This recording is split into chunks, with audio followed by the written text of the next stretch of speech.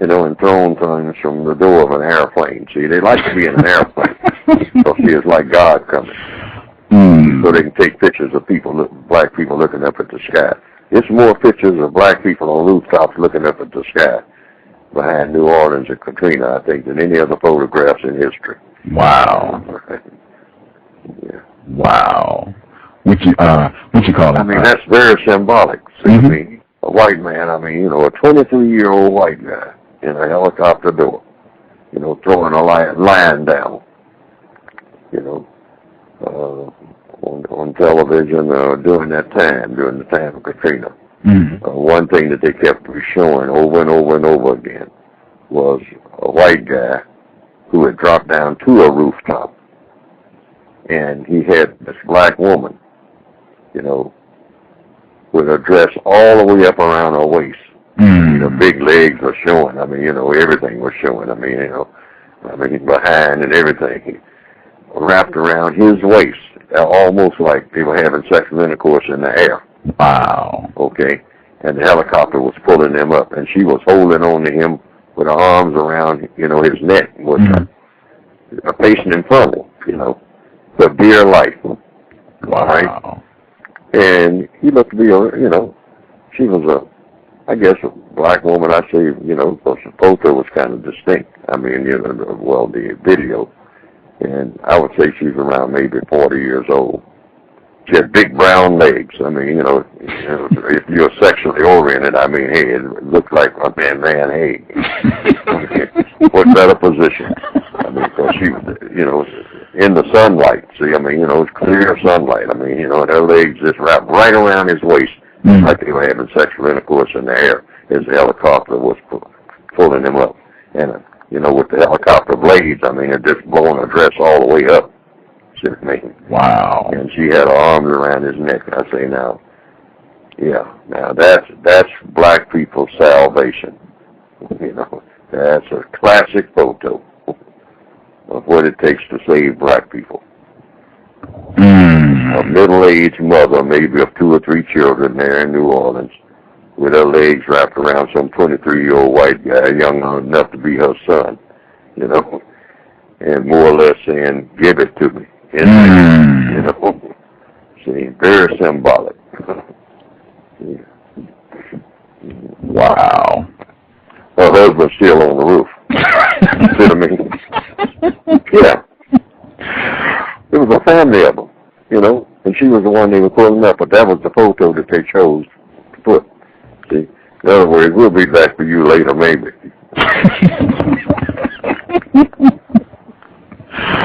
Wow. Wow. Yeah, we're going to, you know, your old woman, we're going to put her up here first, you know. Be back for you and your kids, maybe. You know, you standing on the roof waiting on us. You're supposed to be the daddy. You're supposed to have the answers. You're the ones they're looking to. You ain't got an answer to nothing, nigga.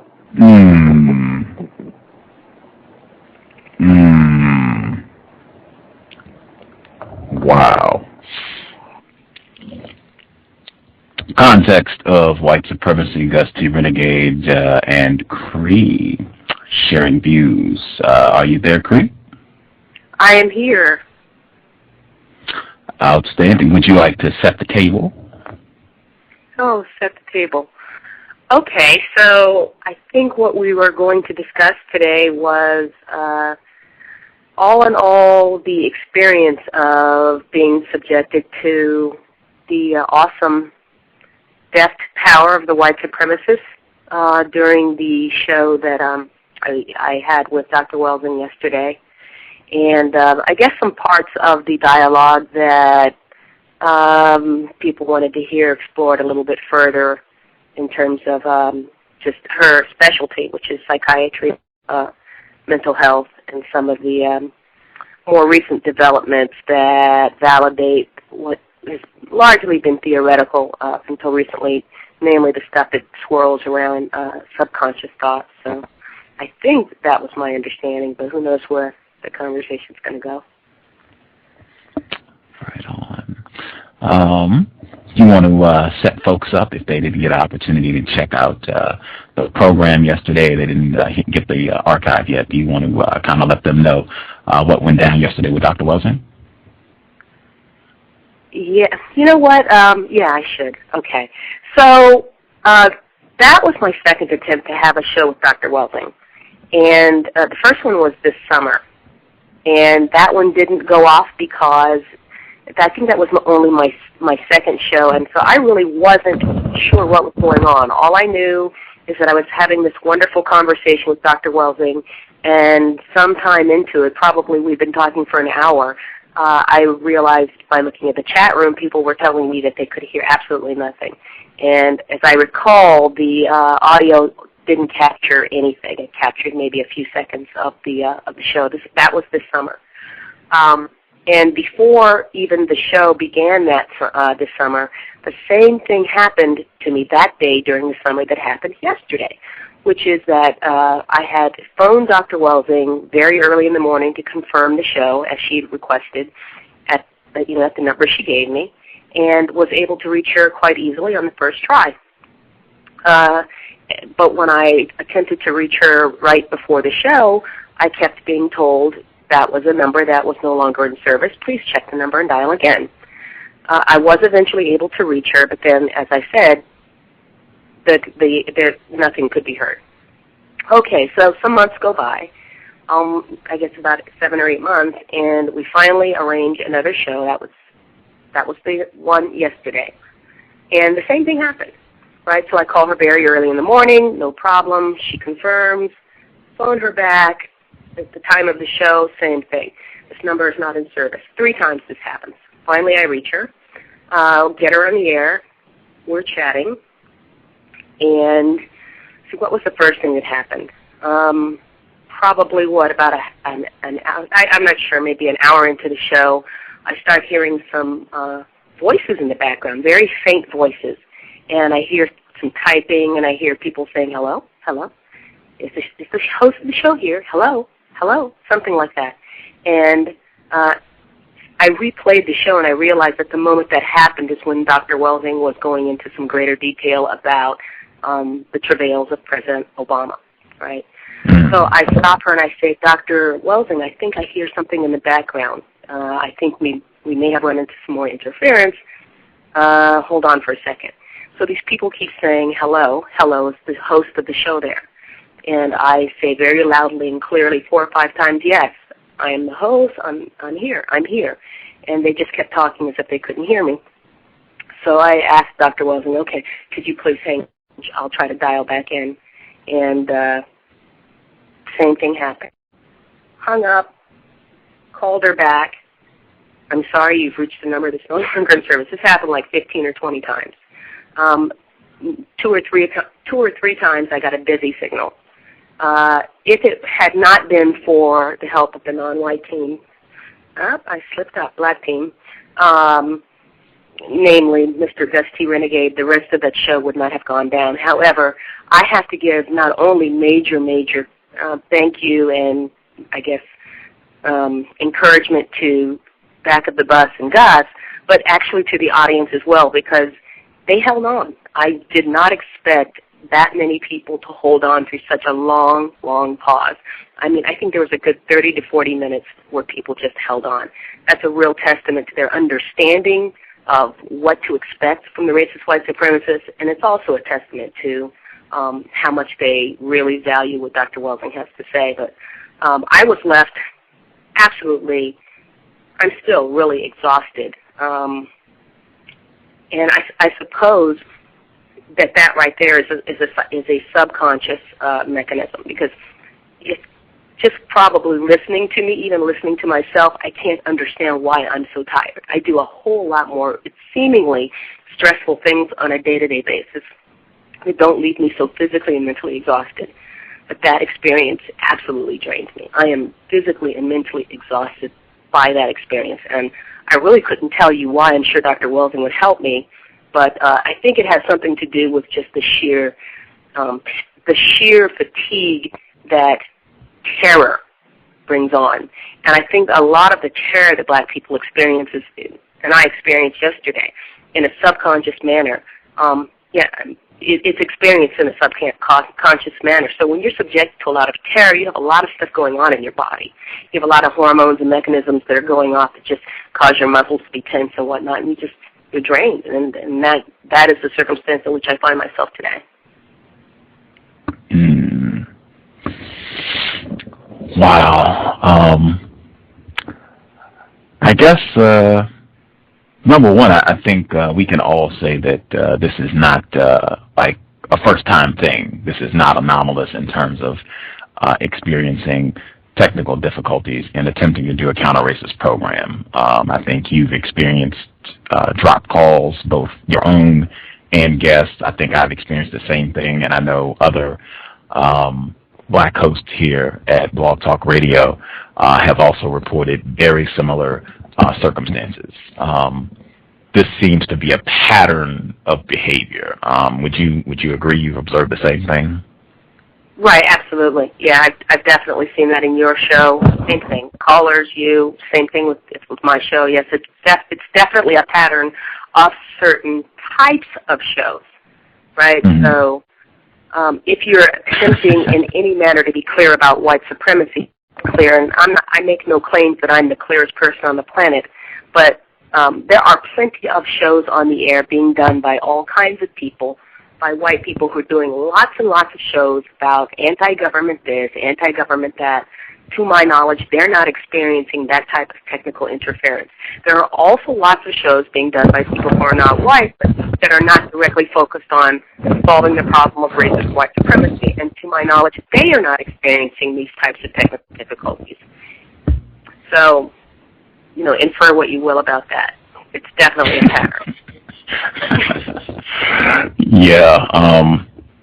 I know Mr. Edward Williams at counter-racism.com, he, I think, has also experienced similar technical problems doing broadcasts, and his program is not anchored at Blog Talk Radio. And I think he had a similar observation in saying that, there are so many programs online. I mean, you got thousands of them. There are thousands here just at Blog Talk Radio of people doing, all kinds of craziness, talking about sex and all this other stuff that, is really of no constructive value in a system of white supremacy. And he noted that, it seems that people are not going to disrupt their shows. If you want to do the Lil Wayne hour, no problem. If you want to, right. And he's a victim. I'm not, here to talk bad about Lil Wayne, right on. But yeah, if you want to do that, or if you want to focus on, Kobe Bryant and how many points LeBron James had, no problem. You make anything that looks like it might be constructive, particularly if it's dealing with racism. There seem to be a lot more technical problems for some strange reason. I think it was great you pointed out. It seems that perhaps the listeners are even becoming aware of this and exercising a little more patience with hosts who are talking about racism, which is fantastic. I was in the chat room, and I too noted the same patience. I didn't hear any complaining. It seemed like a lot of people they were saying in the chat room that they thought this was racist shenanigans again. There you go. There you go. Right. There was one other thing that I wanted to say, because you had asked what happened. People had suggested, well, give up the cell phone, call from your landline. Tried that numerous times. My landline would not get through to her number. Worked for every other kind of number, but I could not get through to her number. Now, I'm used to this. I've been exposed to this type of thing since I was a small child. So I don't run around trying to convince people that this is the type of thing that people do. I don't run around trying to convince people that I'm not insane. I very rarely mention it, but this is small potatoes. The type of technological capacity that the white supremacists have is beyond awesome, right? It would just leave you in a daze. And so just knowing that, I usually don't run around consciously being terrified, because I know that if they really wanted to, at any given time, if they want to do something to me, they can. They haven't so far, and I'll keep doing what I'm doing because, as Mr. Fuller said, that's my assignment. So this is not, my landline, somehow them disrupting my capability for me to use my landline to call Dr. Welsing didn't surprise me. But I don't know what the but is. I think that's a good segue into the power of the subconscious mind, because I'm clearly, from a conscious point of view, I shouldn't be this disturbed, this fatigued. So I think the subconscious part of my thinking process is really, really, really gearing up for danger and all of that type of thing. And one of the things that I was hoping to be able to just give a real quick and rough sketch about for people who are skeptical about the power of the subconscious in shaping our responses as victims of racism and white supremacy, as well as the patterns of behavior by persons who classify themselves as white. The power of the subconscious to do that was to not just theorize about it, but to demonstrate it, right? So we all have an intuitive idea that actually happened. But there was a scientist, and I think I said his name incorrectly yesterday, but it is, he's a guy from Thailand, I think, and I'm trying to go to the page with his name on it. T.S., well, let's see. Yes, T.S. U-C-H-I-Y-A, Suchia. And in 2005, I'll just read it, and I'll put if the chat room were there, I could paste it in. But in 2005, Suchia invented a technique called continuous flash suppression, which renders a picture invisible, hiding it from your conscious sight. Yet some part of your brain has access to the image and influences your behavior in untold ways. So I'll just summarize from here on. What he did was he had a computer screen project an image of, faintly project an image of an angry male face to the left eye of the participants. And on the right side, it just flashed continually changing rectangles of various colors. And then when that was through, I'd forgotten, and it might have happened for a minute or two. When that was through, they asked the participants what they saw. And every single person said that all they saw was, out of both eyes, all they saw were these continually changing rectangles of various colors. But when they were asked, are you sure you didn't see something else? And they were asked, if you did see something else, which side do you think you saw it on? Well, the rate at which they chose the correct side that it was being flashed, which was on the left side, was far beyond what would have been just pure random choice. I think it was 80-something%, whereas random would have been 50%. And not only that, the part of the brain, I think it's called the amygdala, people who are in biology would know that, was imaged, and it showed that had been activated. And that is the part of the brain that deals with flight or flight or fight. So the fright response had been activated, and these people had a sense of uneasiness because the angry male faces could signal danger. And so there were a number of experiments that were done like that, where it demonstrated that while the people were not conscious, they were seeing something, they were in fact not only seeing it but responding to it. So, yeah. So, and how would you connect that to the way victims of white supremacy maybe subconsciously experience their victimization?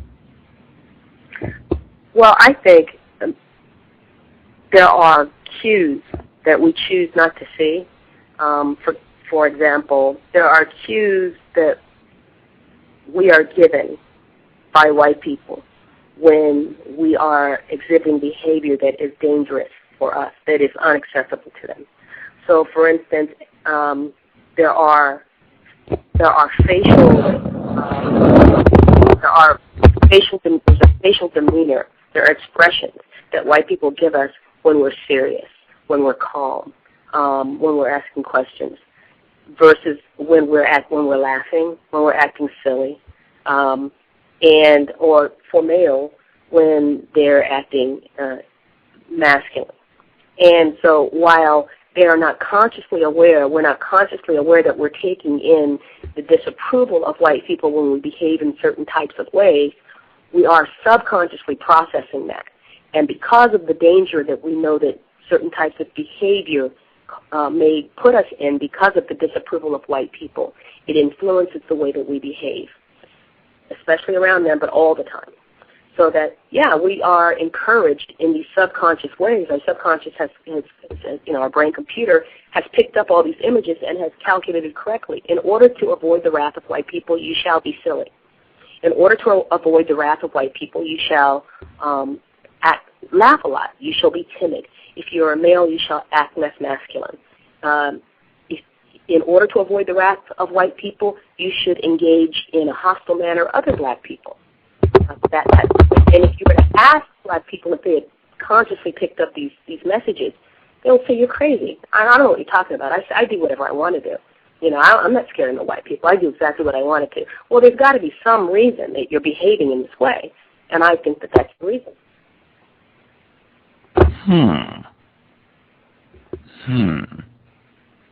Do you think if you attempted to point this out, like you see a black male, seems like consistently when he's around white people, he tends to laugh, even if no one's necessarily telling jokes. He just tends to laugh a lot more than when white people are not around. You make an effort to point that out, he would say, no, I'm not. What would you expect him to say if this is happening on a subconscious level? I would expect him to say that's not true. Just like the participants of this experiment basically argued with the conductors of the experiment that they saw nothing besides the flash, besides the rectangles. That's what I would expect them to say. And the reason that they're subconsciously processing it is because I think, for the same reason that Dr. Welsing talked about white people avoiding direct speech and thought about their feelings of inadequacy or their feelings of just discomfort when it comes to talking about color. Especially black males, they wouldn't want to face the thought consciously that they are not in control of anything.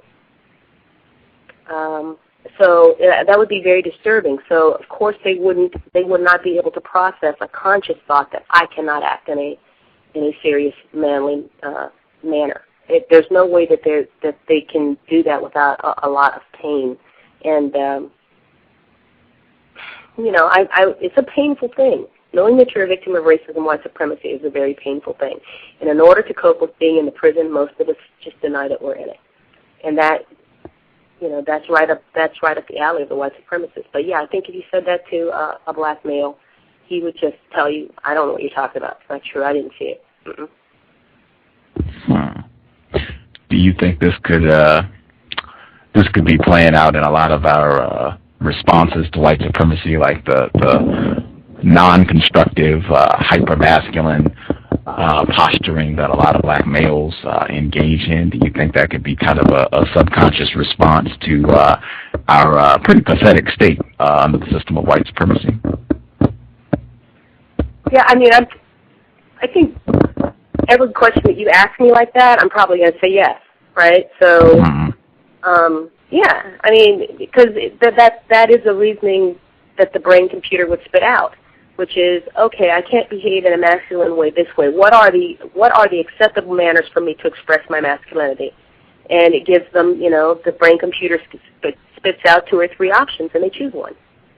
So yes. Very interesting. I don't know. I do have a degree in psychology. Not that means anything to white people or non-white people, but white people did give me a degree in psychology.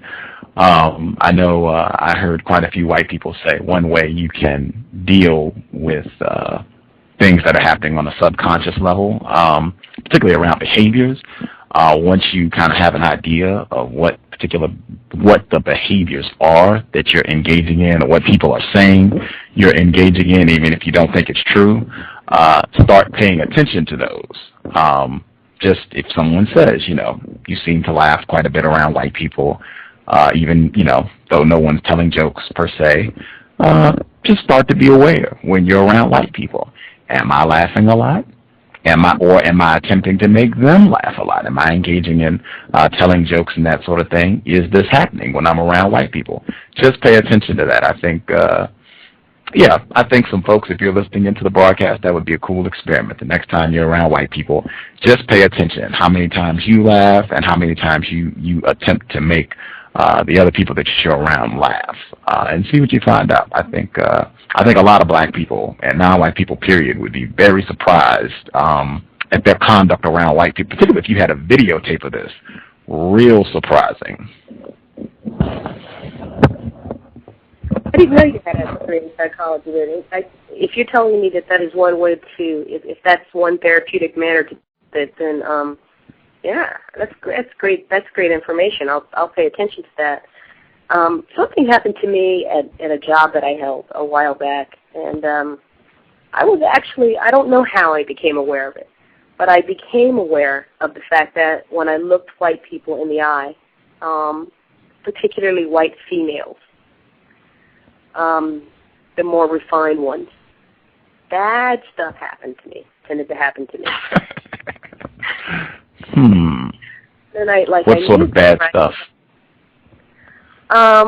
Well, just being singled out so that I would get bad performance reviews, I would get reprimands, I would get bad assignments, I would get insulted in meetings, that type of thing. So I had joined this new organization. It was a startup nonprofit concern, and they were going on and on and on about how excited they were to get this CEO who was from New Zealand, and I happened to join the organization a couple of days before she came in. And so she rounded this little fledgling seed staff together for our first staff meeting. And I immediately, knew, oh my goodness, this is one of those powerful, refined ladies, white ladies, who probably practices racism, white supremacy in a very vicious but refined manner. And I immediately, it was really a hard thing to recognize about myself, because there were about 12 of us sitting around the table, and she had this way of acting like a politician. So as she's talking, she's looking at people one by one around the table, and I started to notice that every time she started coming to me, I started preparing myself to look down. And every time she got ready to look at me, I looked down. So about the third or fourth time, and I said to myself, well, gosh, if I look at her, something bad's going to happen to her. But there's no reason for me to do that. So this time, when she comes around the table to look at you, look at her. So this happened about 8 times where I said to myself, you're going to make sure that you don't look down this time. And each of those 8 times, I couldn't make myself look at her. I would look at her until she came to me and I looked down at the floor or at the table. So finally on the 9th time, I looked at her. And she turned red. And nothing was ever the same after that. Yeah. Wow. Reckless eyeballing. Wow. I know quite a few, I believe even Farrell Winfrey admitted racist. She even said that she had noted that the frequency that when she would come in contact with particularly black males, they would avoid eye contact with her. She's significantly older, so she presumably experienced the more explicit regime of racism, white supremacy, but she said even today she notices that behavior, particularly amongst black males, where they will exert a lot of energy to make sure they don't have eye contact with her. So wow, that's wow. Well, I think I have, I don't know if it's eyeballing per se, but I think there are other behaviors that I can think of that I've done that seem to upset white people. I think asking questions is a huge one, particularly if you're asking in a serious manner. You don't have to be, scowling and calling them crack or anything, but just, asking logical questions very calmly seems to really make white people uncomfortable. I don't know. Have you had that experience to go along with the eyeballing? Oh my goodness, yeah, to the 10th power. That they don't like that. They don't like question asking. And I remember talking to Mr. Fuller. Mr. Fuller said, questions are always appropriate. Don't put it in the form of a statement. Put it in the form of a question. It's a real interesting yin-yang there, because there's a certain kind of operational advantage that you get from asking questions rather than making statements, because you put yourself in a position whereby you can't really be accused of making an accusation and thereby, sort of go on an informal but official trial for libel or slander, and, in front of the white supremacists. And of course, it's a kangaroo court. So, you will get sentenced, and you will get convicted and sentenced informally but officially. Things, horrible things will happen to you when you do that. So there's sort of there's an advantage to asking questions rather than making statements operationally, except that they like the statements better than the questions simply because it gives them an advantage. So they seem to be more determined to do you harm when you do that. They just once you start asking questions, you move to that to the front of the mistreatment line. They keep moving. They will move people in back of you constantly. You will just constantly be in the front of the line. They don't like you. Yeah, that I do think that is true. You definitely become you move up the list for mistreatment once you display some skill with asking questions, or you don't even have to be skilled. Just asking questions that make sense, asking questions and being calm about it. You definitely draw much more attention from racists. But I do think, and I can't stress this enough, I do think that is probably your best line of defense as a non-white person. It's not like you got an army to back you if you do choose to get rowdy. Asking questions, I have used that consistently with enforcement officials, and it has worked to my benefit every time, just asking questions. Frequently, that's how the discussion ends. I will ask the question, am I free to go? And every time I've used it, it has worked to my advantage. Even when they have not answered the question, I have nothing else to say, because if they say yes, I'm leaving. If they say no, then you wait, and they're supposed to charge you or do something. A decision is supposed to be made if you're not free to go. And the times that they haven't answered my question, I say nothing else. Eventually, they answer the question. Yes, you're free to go. Discussion ends. So I would, just based on baptism by fire, questions, great way to go. You got to be prepared. Take some nerve to really look those white people in the eye, because white people are scary. I've admitted that before. White people are scary. I mean, the damage that they do worldwide, undeniable. But if you can get your nerve together to just ask questions, and again, not being rude, not calling names, there shouldn't be a problem with asking a question. I mean, I haven't seen any rules that says you can't ask questions. So just be calm, polite, sir, ma'am. Ask a question. I have seen that has worked to my advantage more times than not. Even though it will, you will come under more attention from white people, it will work to your advantage. In my experience, that's been the case. That's very interesting that it's worked every single time with the enforcement officials. Very interesting. Very interesting. Yep, has never failed. Just being calm. Courteous, it's worked, and I've got information. I was a big fan of, don't talk to enforcement officials, leave them alone. But once I got to where I was asking questions, there was one particular white enforcement official. I used to talk to him for hours, and I got a lot of information. He would share police language. So I would pick up the way they would describe things, so that's the way I would talk to them when I had further contact with them. He said, he was saying one of the questions was, if you get stopped at any time, you should ask, why am I a person of interest? Exact phrasing. That's the exact phrase that I give.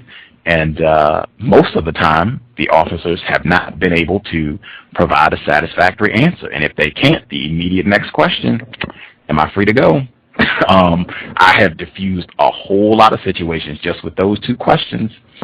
Worked beautifully. I was telling back of the bus, an enforcement official, I was using a computer in a public space, using a computer. I was looking at my blog, actually, racism-notes.blogspot.com. And he comes up and he says, are you doing, he said, no, he put it in a question. He said, you're not doing anything inappropriate, are you? And I looked at him and I was just like, what in the world? And so I started thinking, is looking at this counter-racist site inappropriate? And so I looked at him and I said, what do you mean by inappropriate? And he said, oh, so we're going to play that game.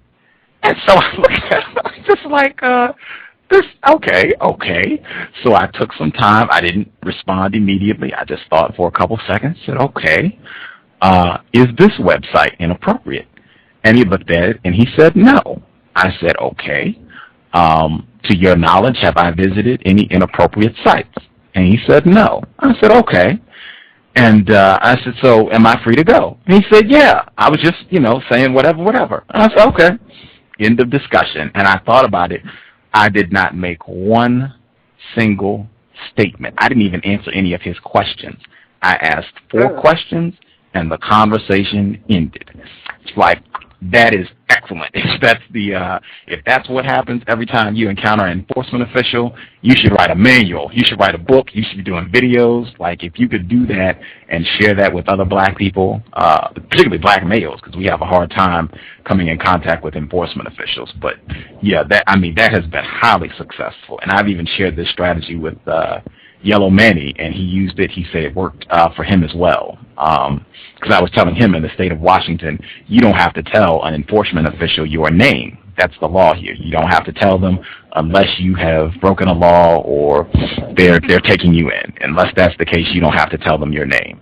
And an enforcement official stopped him. He wasn't committing a crime or anything, and they said, what's your name? And he said, am I obligated by law to tell you? They said no. End of discussion.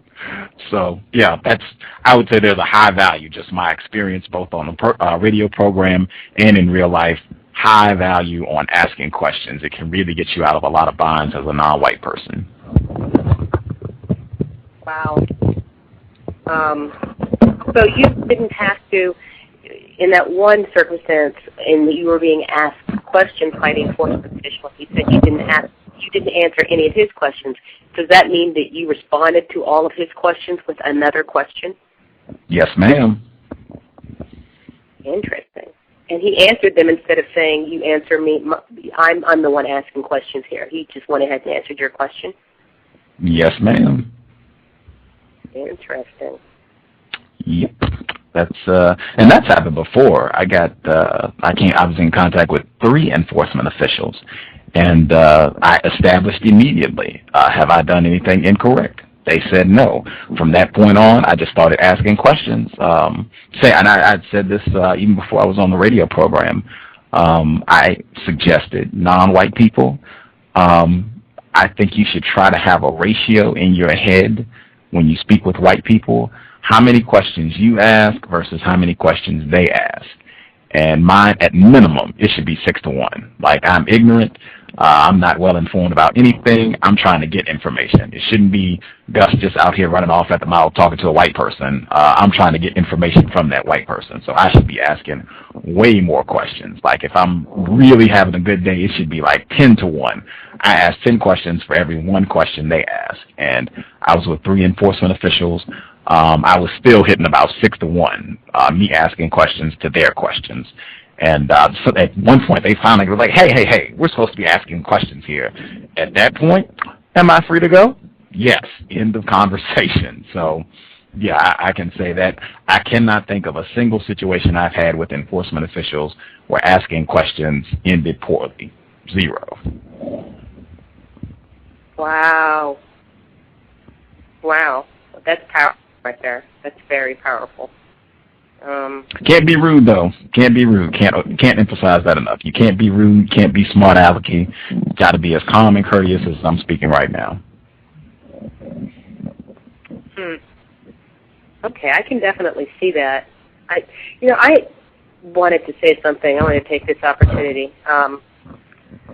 My attentive father said something to me once that I think is true about black females, and that is that I'll just state what I suspect. He said that he did not think that there were really virtually. He thought that there were virtually no black females who really understood the kind of difficulties that black males have, that how much more difficult, how much more hostile they're treated than black females. Because black females are treated, we have a hard time too. We're mistreated on the basis of color. But he said that he really didn't think that black females understood how much more hostile white people in general and white males specifically are to black males as compared to black females. And so I took that in. And I understood intellectually that was the case, but I'd never experienced it. So the first time I experienced it, I got a call from some friends, 11-ish or something on a Thursday night. Could you come get us because we've been drinking and we could use a ride home? And all of these friends were these black males ranging in age from 50 to 28. And there were three or four, three. And so I went and I picked him up, and all I was just tired because, I had to get up early in the morning. So I was tired, and I waited for them downtown, and they eventually all got themselves in my car, and we drove off. Only thing is, since I was tired, I forgot to turn my headlights on. So I get on the freeway, and right when I realized that I did not have my headlights on and was about to turn them on, there go the flashing lights, right? Siren. I pull over, and there was a white cop, white enforcement official, and he came to my window, and he said, "Ma'am, roll your window down," because I heard this thing. Just crack it, that way they can't put a nightstick in your face, right? So I cracked the window, and he said, "Roll your window all the way down, ma'am." And I responded with a question. I said, "Officer, is that the law?" And he said it 2 or 3 times. "Ma'am, roll your window all the way down." And each time I responded with a question, but he didn't. He just continued to tell me to roll my window down. So the 4th time I rolled my window down. And then he asked me if it was my vehicle, all the usual stuff. And he said, then he asked me for my driver's license. So I told him, okay, I'm going to get my driver's license, but it's right here next to my seat in my purse. I'm just going to reach down. That's fine, as long as there's nothing in there that's supposed to be. So I reached for it. And I said, "May I get it?" He said, "Yeah." So I got it. And then he went back to the car or something, and he looked, but my point is he looked inside the car and he saw these 3 black males, right? And the jaw clenching, it's kind of hard to describe. The jaw clenching and the terror and the hostility that I saw on the terror and terrorism that I saw on his face. I've gotten stopped probably 20, 25 times in my driving career, right? I have never in all my years seen the fear and hatred and hostility that I saw that night. Wow. And and it was at that moment that I realized. And these guys, they were like, "You gotta be kidding me, right? Well, this happens to us all the time." They didn't even it wasn't a big deal, but it was it was so disconcerting to me that when he was disconcerted because he told me to get out my insurance, and then he stopped and said, "You can go." He didn't even want me to show him anything after that. But wow. I was so disturbed by that I drove a little while, and then I had to get off and pull to the side of the road and compose myself because I had just never seen anything like that. So I think there is a real gap between, I lived that many years and I did not know that. So I think that just kind of a shout out. Probably a lot of my sisters are going to say they already know, but I think that if you haven't directly experienced it, you don't know. You really don't know, So just something I think for black females to keep in mind in terms of dealing with black males and understanding why sometimes it can be so touchy. Because their experience, ours is rough, but not like that.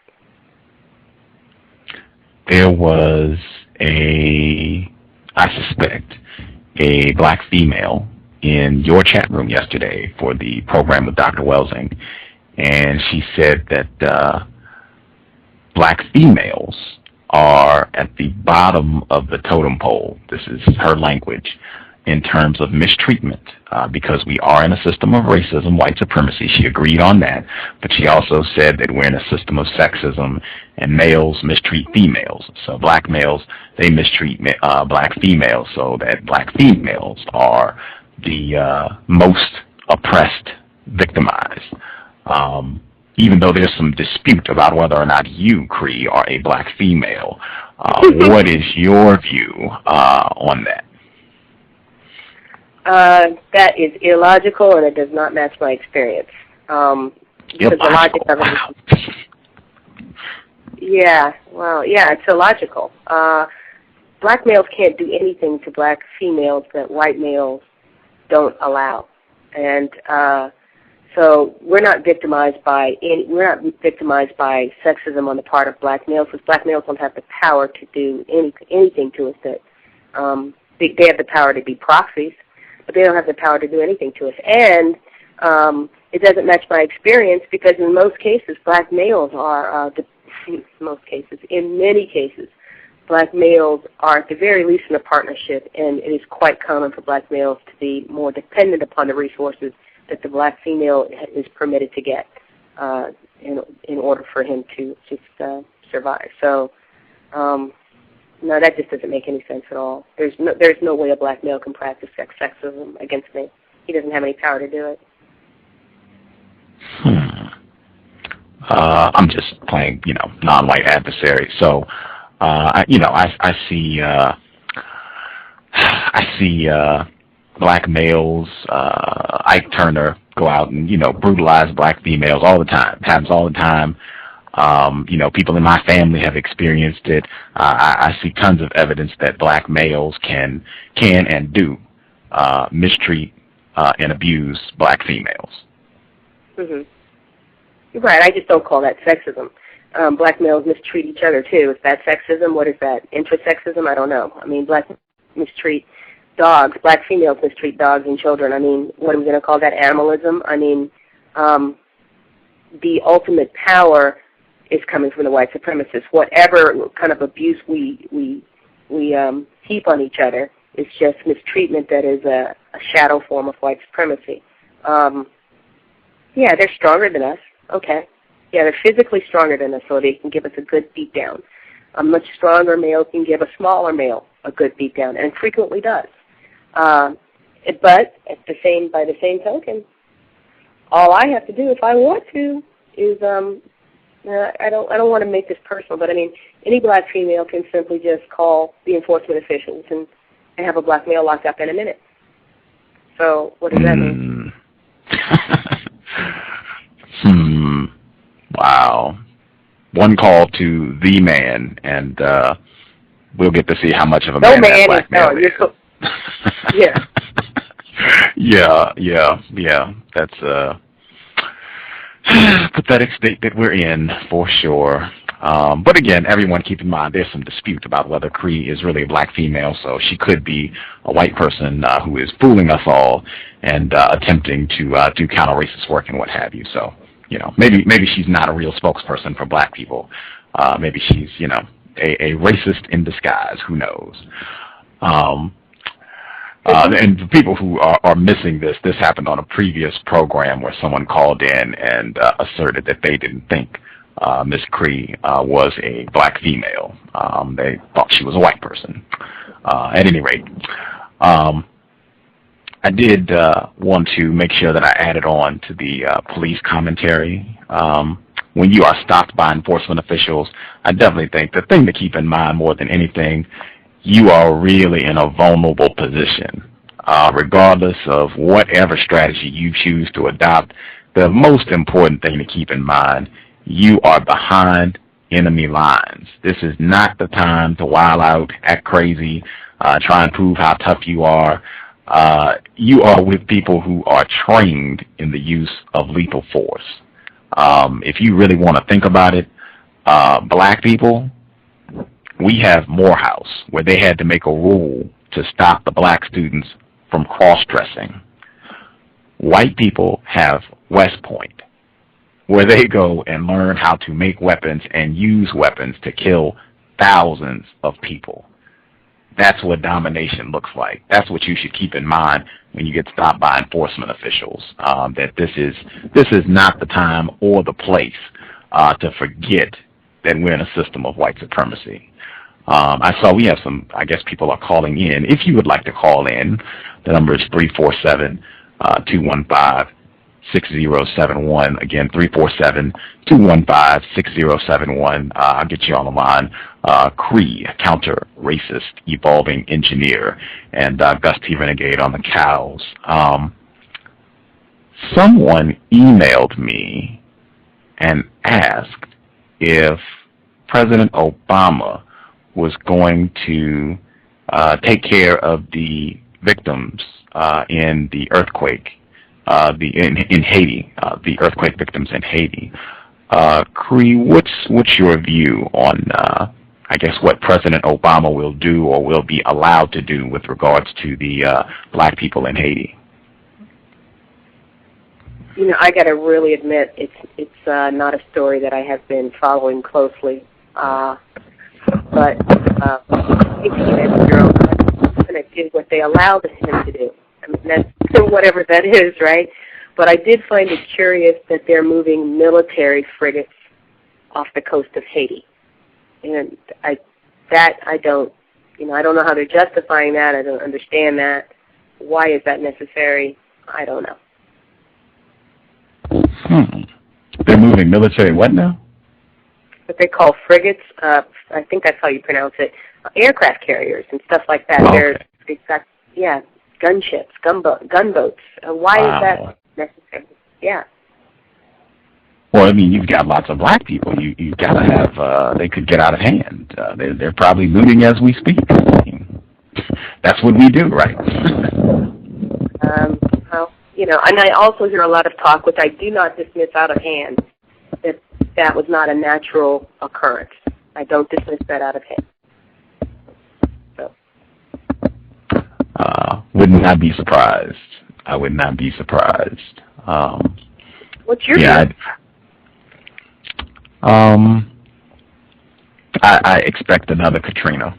I do not expect very much more to happen with regards to the black people in Haiti than what we observed during the whole fiasco in New Orleans during the Katrina crisis. I mean, I don't think people would say there was an adequate response to the victims in Hurricane Katrina. And I think when this is all said and done, I think people will be saying the exact same thing, that the response was inadequate. I mean, you got, white people on TV, suspected racists, saying that this was deserved because that black people in Haiti made a pact with the devil. So,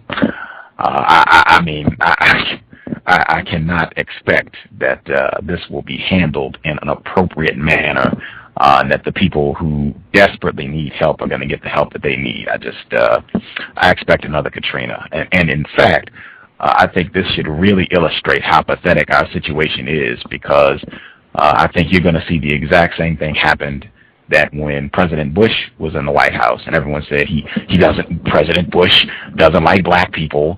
I think the same thing is going to happen with President Obama, who people say is a black person. You're going to see the exact same thing happen. Does that mean President Obama doesn't like black people? I guess that could be. I don't think so, but I guess that could be true. But I think it would be most accurate to say these are the sort of things you should expect as long as we're in a system of white supremacy. Just black people in misery, whether white people did it on purpose, as a lot of people suspected would happen with the flood in New Orleans, or with the earthquake in Haiti, or whether it was a naturally occurring event. Regardless, you should expect it to go real bad, and you should not expect these black people to get the help that they need. That's what white supremacy means, in my view. Well, I mean, that's certainly really logical and probably will bear itself out. I thought, however, that because of what happened with Katrina, that they would, for the sake of refinement, have to do a somewhat better job of helping the people there, because it would just be too obvious, I think. But, you know, I could be incorrect. I don't. Oh, I'm sorry. No, I was. Did I? No, you didn't cut me off. Oh, okay.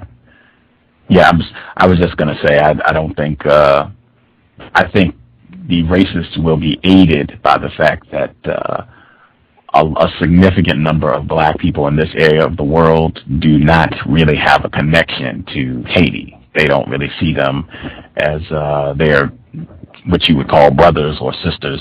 I don't think they view them in that manner. I think a lot of black people, this is not going to be as relevant as Katrina. Like, I know a lot of black people that sat around and watched the news every day for days, even weeks, to keep up with what happened in Katrina. I don't think that this is going to have the same relevance for a significant number of black people in this area of the world, because they don't have a connection with Haiti.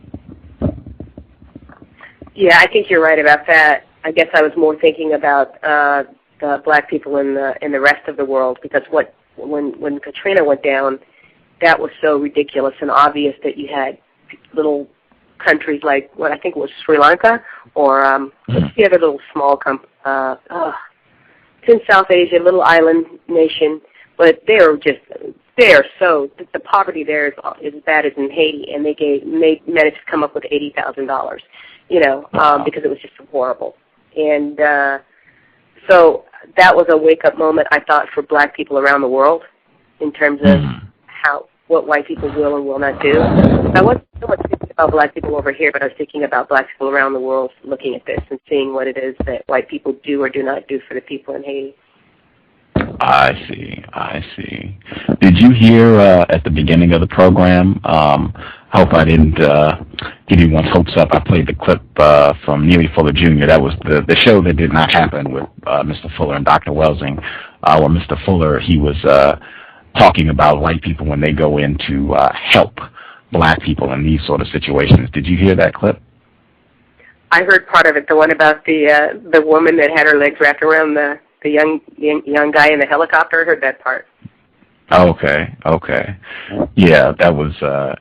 I guess he said he saw that in Katrina, not the Haiti thing, but he was connecting the two, saying that this is the same sort of thing as what he expects to see in Haiti. Just black people in ruins, and white people coming in to save the heathen savages that nobody likes. Nature doesn't even like them. I think he said later in the clip, that's what black people are good at, getting rubble dumped on them. That's what they're good at. He said he basically felt like same thing. This is the type of thing you should expect. This is what white people enjoy. That's what he said. And specifically with Haiti, I think Dr. Welsing alluded to this on your program. They're being punished. This is a message to anyone who might choose to counter racism. Like anything that you do to work against us, you can be made to pay for centuries. We'll come and sit around and laugh at you in ruin and take pictures, and maybe set up a sex brothel for us to come and enjoy. We'll give you a few nickels to take advantage of you sexually. But I thought that was incredible image. Mr. Fuller was talking about the woman and the white guy coming to save her, with her family still on the roof stranded.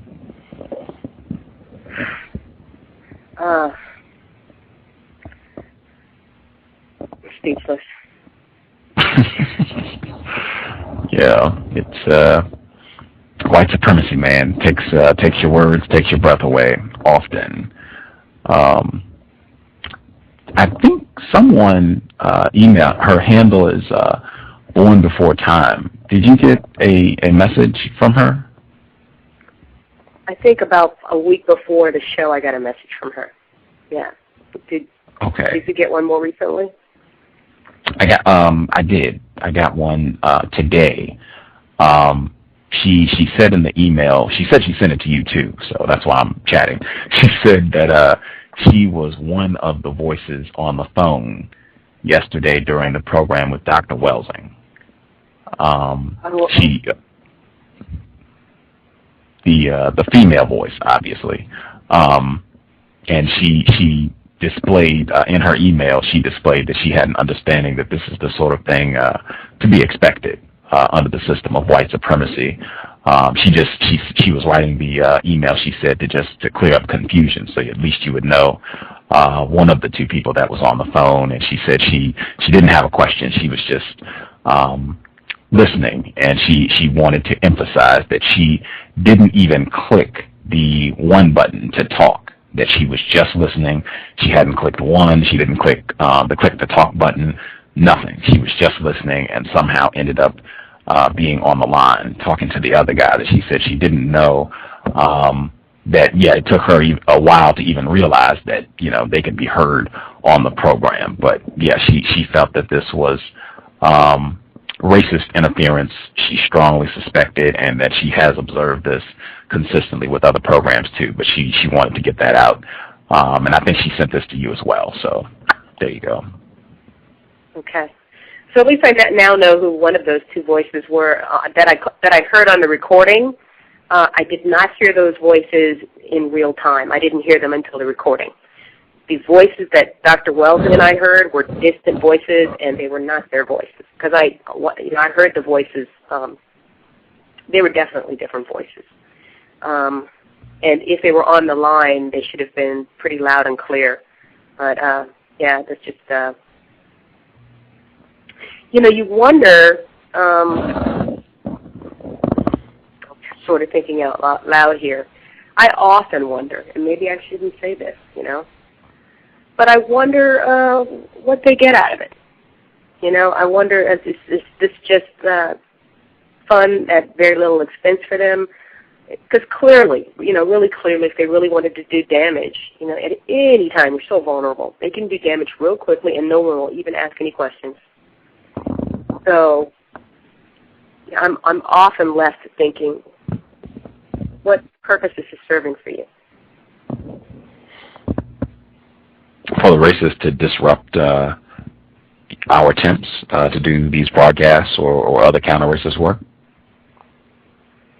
Yeah, or just even sometimes just disrupt your life, just to mess with you, which is another way of disrupting your work. But why do that over a period of years? I mean, I'm not begging them to do something more final. I'm not that arrogant. I'm not doing that. I'm not asking for it.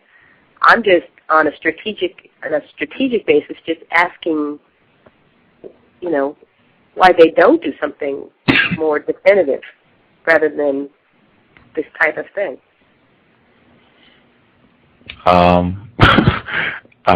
It's cheap. I guess if I was going to be most accurate with my words, I would say it's cost effective. It's cost effective tomfoolery. That's what I think. I think it's cost effective tomfoolery. And when I say cost effective, The Godfather, blood is a big expense. Like to attempt to physically harm and use direct violence against CREE or Mr. Fuller, Dr. Welsing, any non-white person who's working against racism, that's a big expense. And that draws a lot of attention. The non-white people that white people end up killing, they tend to become, more famous. I mean, a lot of people know about Malcolm X. A lot of people know about Dr. Martin Luther King Jr., Nat Turner, list goes on and on. Fred Hampton, the people that white people have killed, they tend to be pretty well known. If they don't kill you, if they just disrupt a radio program or an event, That's pretty cheap. It doesn't cost a whole lot to cause disruptions on a phone conversation. You could just press a button, presumably. That's real cheap, real cost effective, and it's fun. I'm practicing racism. I'm harming non-white people, and I could win on all accounts. I could disrupt them enough that they give up, that they say, hey, I can't do my program. It's not going to work. Forget it. Or, same thing, they would do this with so-called during the Civil Rights Movement. They would just arrest non-white people for no reason. They knew the charges were going to get thrown out, but it was cost effective. They could throw them in jail, and this is in books that white people have written. They would use this as a strategy just to deplete their funds and to frustrate them, to add more stress to their life, to just break their will to do this work. Like we'll bother them and bother them and bother them and pester them until they just give up because we've plucked their nerves. So I think it is cost-effective tomfoolery. I could see that. There are levels with, say, with Mr. Fuller and Dr. Welsing. Their work has been so influential that I'm still left with the question of there are more definitive things they could have done. I don't want to say the actual words, I don't want to bring harm. But there would have been a final solution that didn't have to be bloody. I mean, they have so many ways of extinguishing people nowadays that looks completely like it happened of natural causes, Mm-hmm. But I've often wondered, unless they're just watching him, they've been watching him like an experiment. I've often wondered why he was pretty much left alone. I think too, and I think Mr. Fuller, when I spoke with him last, he even commented that he feels he hasn't really sold that many books. He feels like not that many people know about his work and his theory on countering the system of racism, white supremacy. I think if he had the same sort of influence and he was known to the same degree that Jay-Z or Oprah Winfrey or Tiger Woods, if he was known to that level, I think they would have definitely stepped up their racist attack against Mr. Fuller and Dr. Welsing. And I think too, even the people that know about their work, it's not like they've taken it to heart and are out planning maximum emergency compensatory action or out there filing compensatory investment requests. I think a lot of people are familiar with their work and think it's of some value, but they don't really put it into practice. And I think I've heard both of them say as much. So I think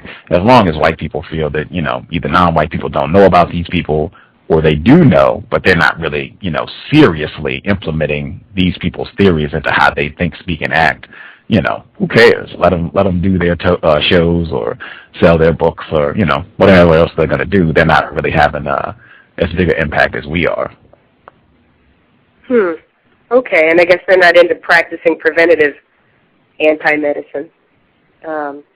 Meaning, this person, if their stuff does catch on, this could be a real problem for us. So let's just take care of this once and for all now. I'm just, as you say, playing the advocate on the other side. Oh yeah. I mean, again, I think with Dr. Welsing, if something happened to her with the number of people who were interested, it could backfire. I think enough people are familiar with her. If something happened, that it could motivate more people to take her work seriously and to try to get her work out. I think that sort of thing has happened before. Same thing with Mr. Fuller. If something happened to him, and they're older, I think that has to get factored into. Maybe some years ago, but I mean, they're both, I believe, in their 80s. We can hang tight, and they'll be gone by natural causes soon. So I mean, whatever. Let them hang out and do whatever they're going to do and reach the few piddly number of people that they're going to reach who are not going to do anything but listen to us for a little while and then go back to Lil Wayne and Jay-Z and doing whatever they do, whatever we programmed our little animals to do. It's cost-effective tomfoolery. No need to roll up our sleeves with these two just yet. Okay. Yeah, and again, I see that with them now. Like, if I were on the other side, I don't know. if I were a white supremacist, I would have taken a look at Fuller's work and Dr. Welsing's work 20, 25 years ago and started thinking, what do I need to do about these people? But they've probably done that too, and I suspect the answer is Tim Wise. Oh, yeah. Someone did call in. I want to continue that discussion because, yeah, I want to continue that. But somebody did call in. I want to just check if that's all right since this is our show. Is that all right? Oh, please, yes. Okay. 402, did you have a question, comment, hanging out? Yes. But what I was going to say to add to the conversation, this is James 265 again. So, I think what you were last discussing, we really can't actually, I think for me, I don't think we actually can go as far into the thinking of how white supremacists think and act. There was a saying by Elijah Muhammad from the Nation of Islam, who was the leader of the Nation of Islam at one time. He told his ministers that you can't fathom the mind of Satan. Now, I know you're not supposed to name call. However, I think that's very significant into knowing that the thinking of these people is so in depth of their wickedness to where we all three actually can't think that deep because it's not really in us to think in that mindset, if that makes any sense. So there's a lot of things in tactical ways they can go about trying to stop some of this work, but they figure, well, let's take, like you were saying about Mr. Fuller. Take him, for example. They see him when he's an old man. I mean, he may be doing a little dent to us. However, he's not going to be here that long. So let him go ahead and do what he says he's going to do, but, sooner or later he's going to fall off. Then they may look at Dr. Welsing. Well, yeah, she's been doing this for a long time, too, and she has her lectures and this and that, but it doesn't seem to be working quite as effectively as they may think. However, that's only one or two people. We'll just let them, say what they got to say, but we're not too concerned because if they were being as effective as we feel they are, then we'll just do a few things here and there. We'll drop a disease here, or we'll just send in armed forces like, what I would call the Gestapo or the police, law enforcement, and we'll have them take care of that matter. I mean, the examples I would use to best describe what I'm talking about is, look at the Black Panthers. Although they were effective in a small way, they still used the police to terrorize them and to kill them and imprison them. Because they may be effective. So if these people who are trying to dismantle this system that's set in place, if we were making a real hard pressed dent, which I believe in some ways we are, but not as much of a dent to the point where they have to use force, is what I'm getting at. So I think when we're really doing such a big dent in their work to keep non-white people oppressed, they're going to start showing force. They're really going to come at us with force. But as I always state, that's my view. I could be wrong.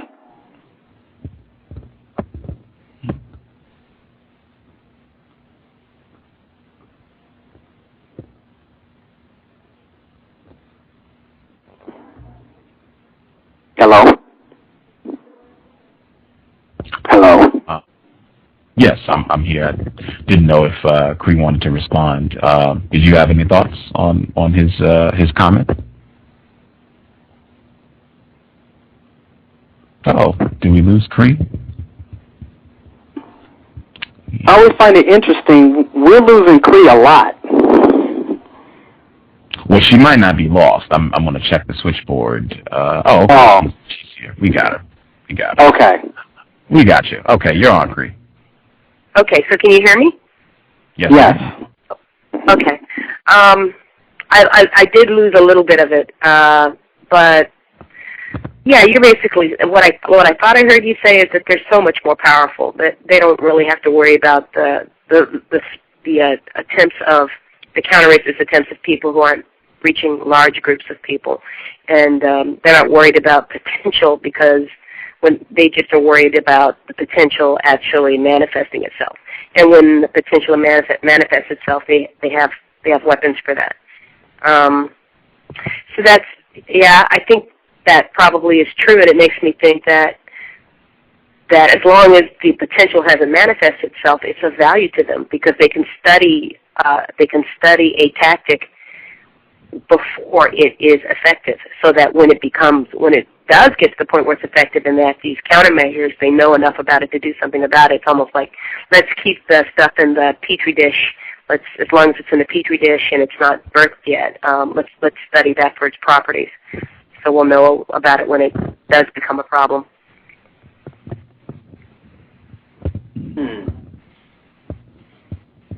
Yeah, I think the example with the Black Panthers, and really lots of people during the so-called civil rights movement, that they used very similar tactics. Malcolm X and Reverend Martin Luther King Jr., a lot of Assata Shakur, tons of black people, Muhammad Ali.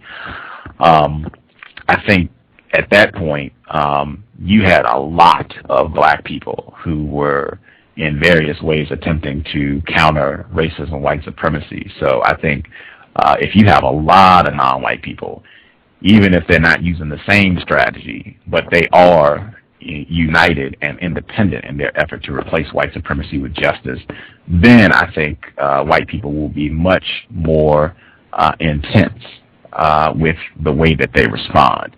But I don't really get a sense right now that you have a significant number of non-white people engaged in whatever their activities are to work against racism, white supremacy. Like, I could be incorrect, but I don't see that right now. So if you just have, a handful of people doing it, but not very many, they're not really having an effect, I would say. But if you have an environment where a lot of people are engaged in this work, like I think if Dr. Welsing and Mr. Fuller were doing the exact same thing they're doing now, but it's 1965, I think they would get a lot more attention from racist white supremacists, and I suspect it would be much more intense, because I think if those two were doing the work that they were doing now, they had their books available at that time, I think white people would say this could be a problem.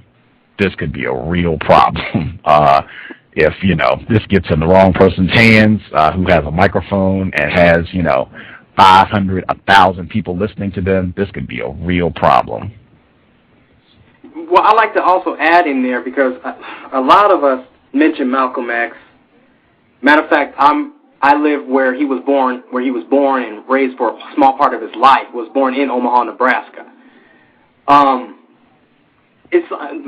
think when they start to talk about Malcolm X, I think the thing about it is that they forget about the man that taught Malcolm X and how many problems he had to go through with the white supremacist races.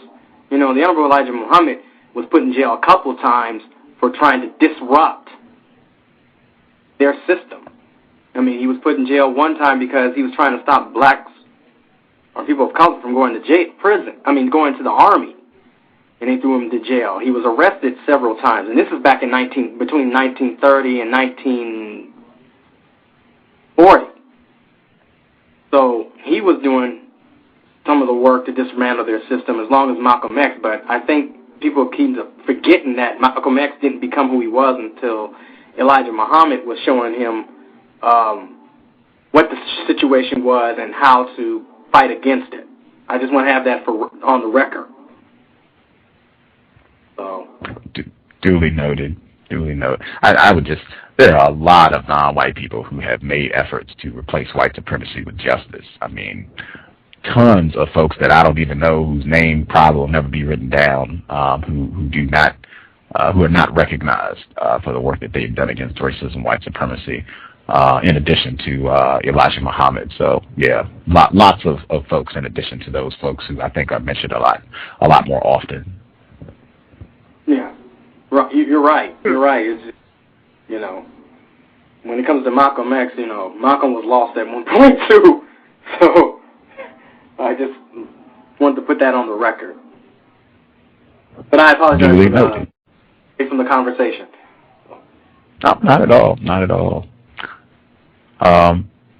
When you were saying white supremacists, why wouldn't they think long term in terms of how to deal with the work of Dr. Welsing and Mr. Fuller? My view and response was, I think they have, and their response is Tim Wise. I would say even Tim Wise and the whole white privilege movement, Dr. Peggy McIntosh, the whole gang. I think that is their response to Dr. Welsing and Tim Wise. Now that you've had a little more time to marinate on that, what do you think about that? I can definitely see that as a fantastic response. As Dr. Welsing would say, A+. Because if they truly understand what the United Independent approach is, then, yeah, killing a person is not the way to go. What you would want to do is attach a virus to it. And the white privilege thing is a virus that attaches itself to counter-racism. A+. I think you're right. Yeah, I can see that. Wow. These people are really awesome. They undisputed world champs. This is what domination looks like. This is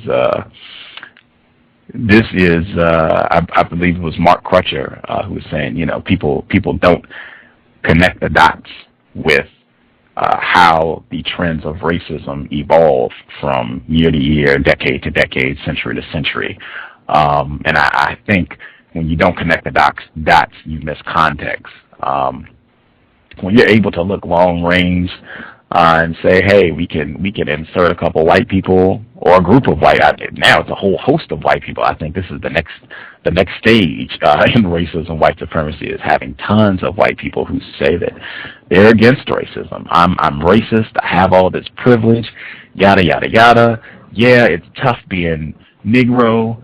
Yeah, it's, we've done all these bad things, but they never get around to solving the problem. It just ends up being a lot of congratulations, and we're so happy that these white people came out and spoke honestly about the fact that they're white and they're racist and they have privilege.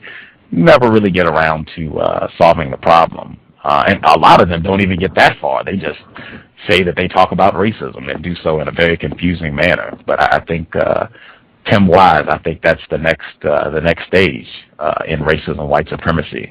Talking about racism, but not ending racism, and talking about it in a manner that's very close and pulls in a lot of the same terms and nuances of Mr. Fuller's approach, Dr. Welsing's approach.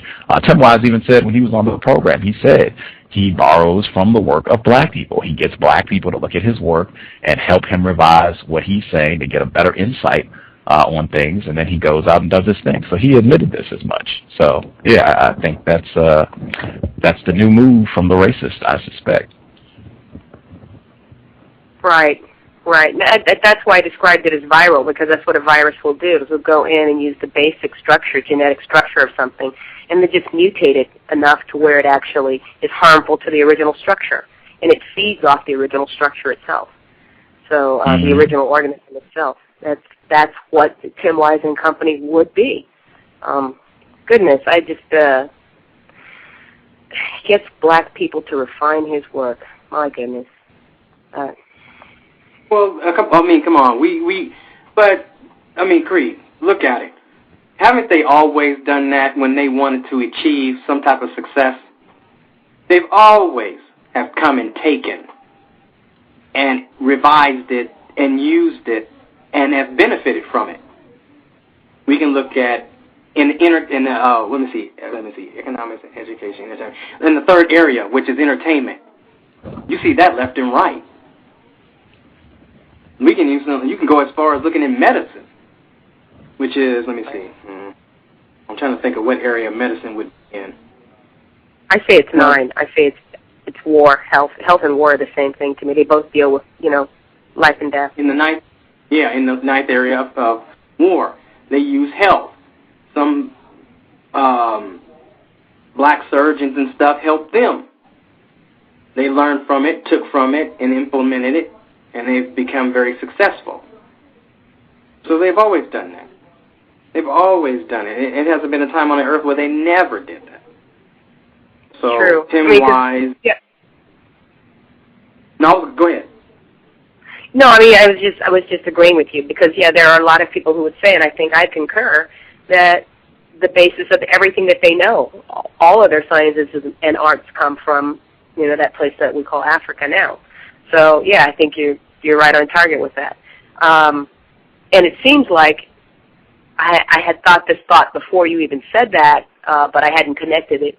But it seems like that's the way that we're going to have to approach producing justice, which is not to try to reinvent the wheel all over again. They have a lot of stuff they've already done.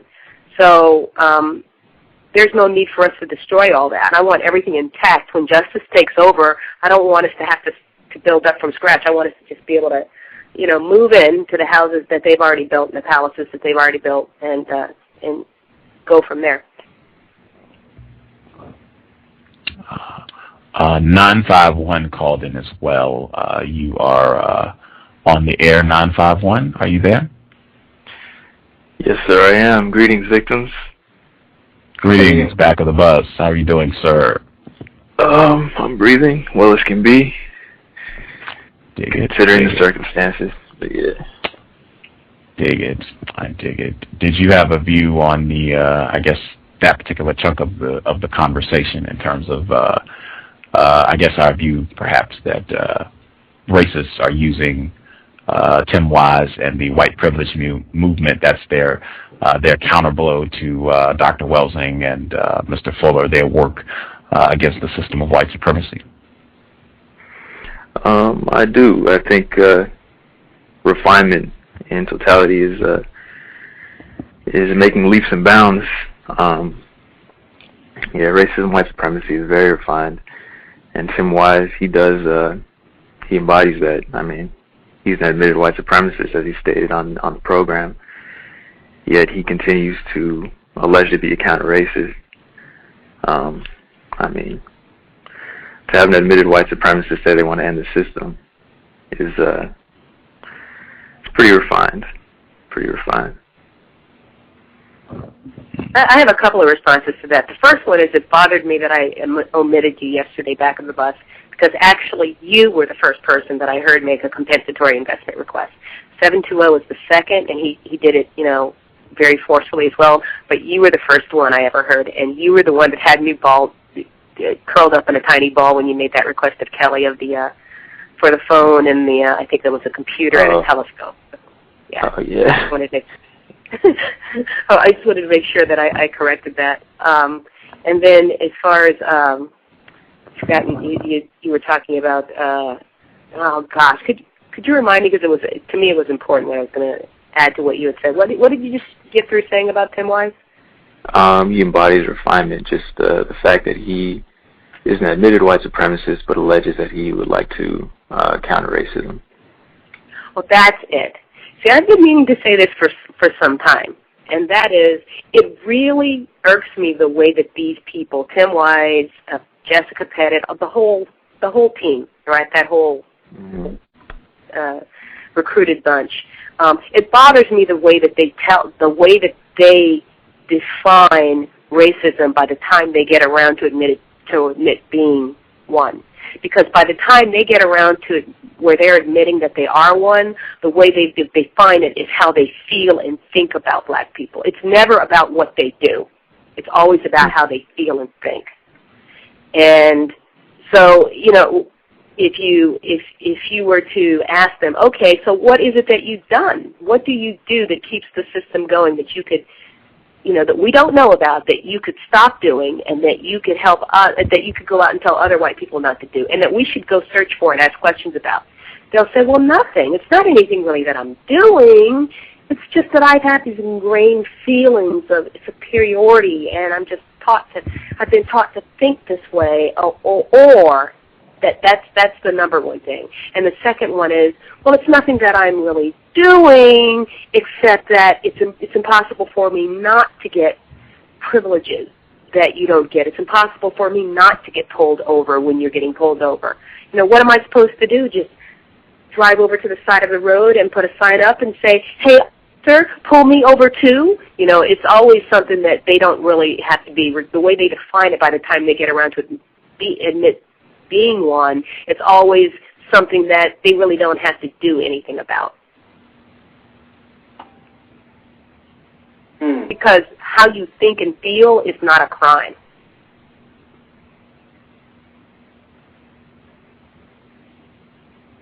I have observed that quite a bit, especially white people using the term prejudice.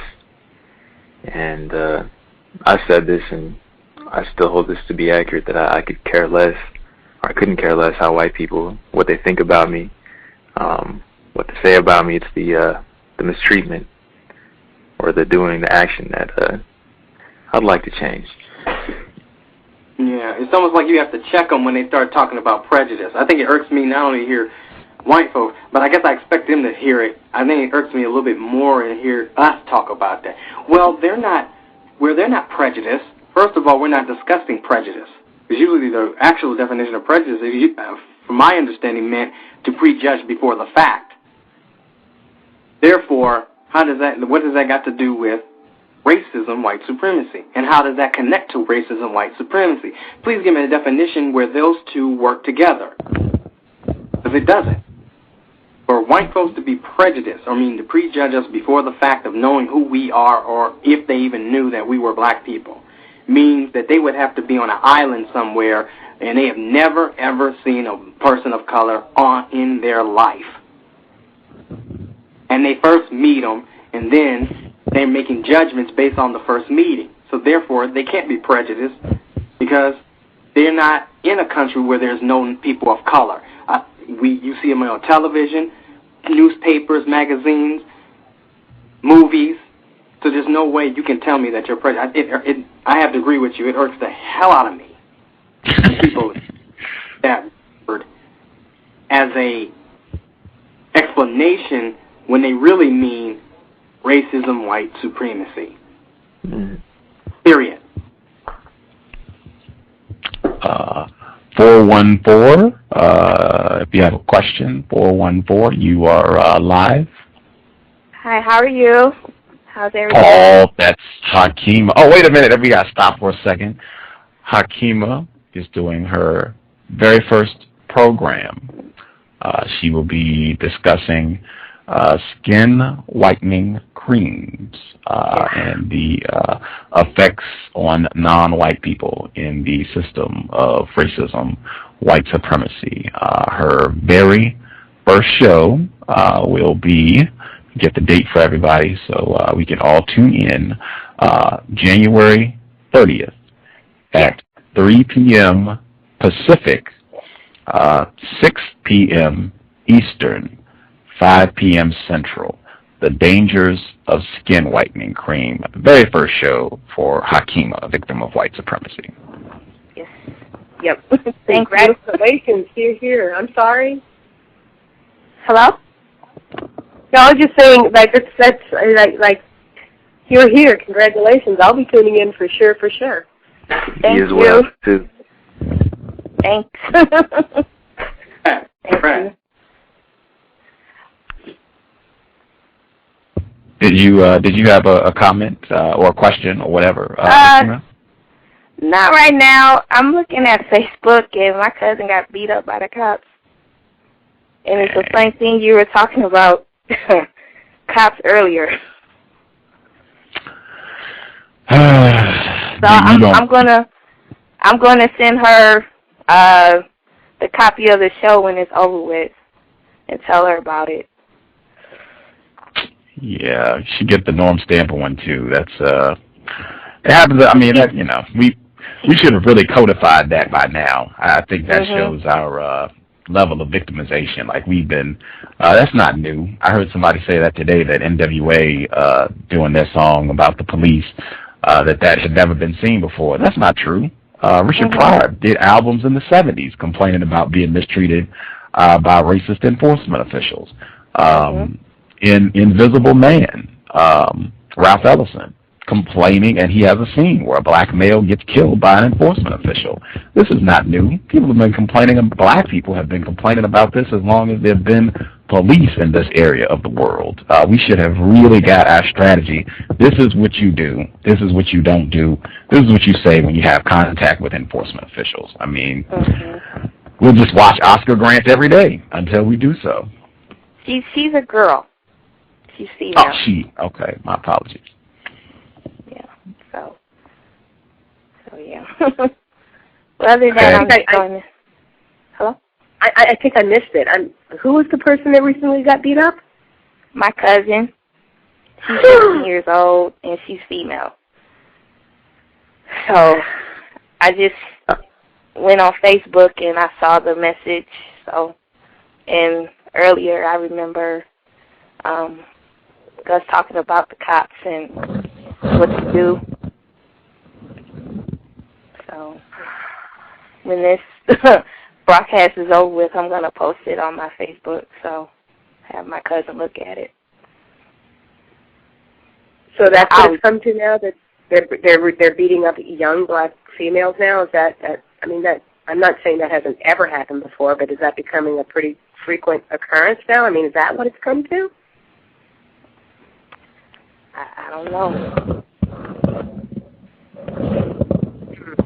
See, the whole frequency thing, I think someone said, well, they didn't think that the counter-racist approach had caught on because you just feel like you didn't have a sense that it had reached any critical number of people. I don't know that we'll know that. You know, I have an opposite sense. I think that it is, and maybe it's just compared to how it used to be. But even if my sense, even that aside, it is the type of thing that we shouldn't expect for them to tell us the truth about. It's not like we will know. I think the way you know is by their response. They have a response to it, and if they have a response that's that refined and that there's getting to be a pretty large contingent, to me, of these supposedly anti-white, anti-racist, since they're responding to it, that to me is an indication that it is having a measurable effect. And part of psychological operations in any war is that you don't let your opponent know the extent of the damage they're inflicting upon you. So, you know, because we don't see any news stories about it, or they're not talking about it on the radio, what have you. Is that how we judge it? That's not the way that I judge it. I judge it based upon the types of things they're having to do, the level of refinement. So you've got the Tim Wises, you've got the Molly Secors, you've got President Obama as the president. You have that, you know, that level of refinement is what's kind of that, and the fact that there are so many young persons such as yourself, Gus, such as Back of the Bus, such as Hakima, who are doing this, is what's leading me to the opposite conclusion. And in the same sort of way that anti-racism is becoming viral, I think I can say the same thing for counter-racism, because I hear a lot of black people, the way that I define it, people who aren't white, but I hear a lot of them, and I know that they don't know where it's coming from. But I've been around long enough to know that black people didn't used to say correct. Is that correct? They never used to ask that question. Is that correct? I hear that all the time. Not is that right, or I know that's right. It's just become part of the way people do business, at least in the part of the world where I am. I hear people asking that question all the time on their job, everywhere. Is that correct? And they wait for an answer. Now, that has to come from somewhere. Mm-hmm.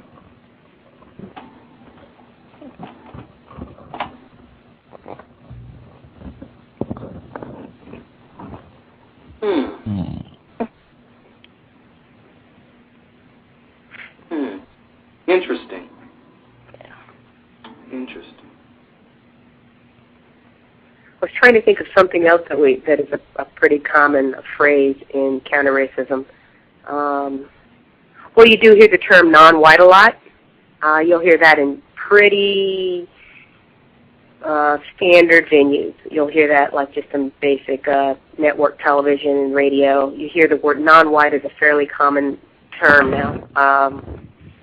See what else. What's another fairly common term? White supremacy. I'm hearing that more and more frequently rather than racism. You hear white supremacy a lot.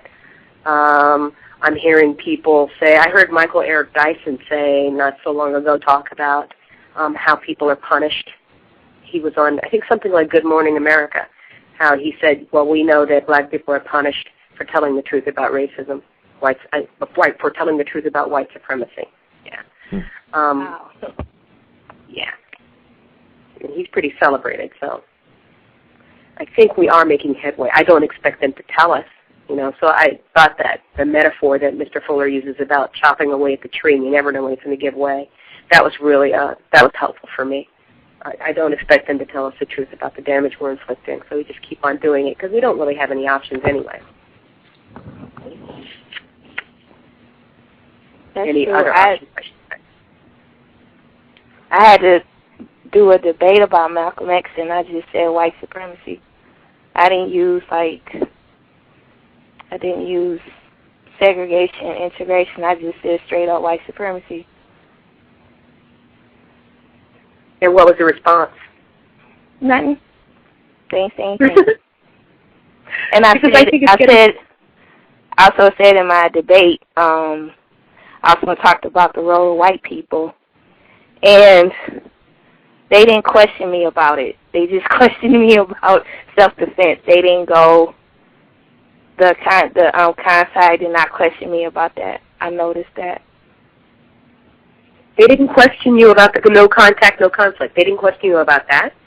They didn't question me about their role to stop ending the system of white supremacy. And they did not question me about it. They just kept questioning me about, self-defense. Are black people going to retaliate against white people? If I might ask, how did you respond to those types of questions? I didn't know how to respond, to tell you the truth. I really didn't know how. I hear you. And I'm like, what do they mean by that, retaliation? And I really didn't know how to respond. But it makes me, it makes me to question, I hear white people say, they don't know if they're practicing white supremacy. They don't realize that they're racist. Okay, if you realize that you're not racist, then why do you feel black people retaliating against you for mistreatment? That's an excellent question. That's a good question. Guilty, remember, we would... Oh, go ahead, James 365. Oh, I'm sorry, I didn't mean to interrupt you. I was going to say, well, when they start talking about retaliation, you put that question to them, and then you start barraging them with a lot of questions, because why do they think non-white people are going to retaliate in the first place? What gives them that thinking? When they start talking about they don't think that they're a racist white supremacist, that's a good time to ask, well, what is your definition of what a white supremacist racist is? And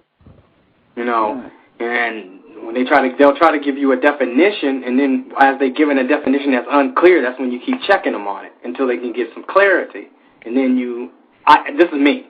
I don't know if the others agree with me on this, but then I think the next step is to explain to them what a white supremacist racist is, what the definition is, and then go from there. But the question you just asked was a very good question. That's a good question to ask them, because that's going to put them on the spot right there. And then you just start asking questions. I agree. Questions are the way to go. I think that's how we started the show, talking about how questions are the way to go, because you could not know how to do anything. You could just be clueless. And I've been in so many situations where I'm clueless. And sometimes it's just because I didn't even know that it was something I should know. That's been pretty frequent, or because of my victimization, I haven't had the time to do the research I needed to do. And so I just ask questions, I just ask.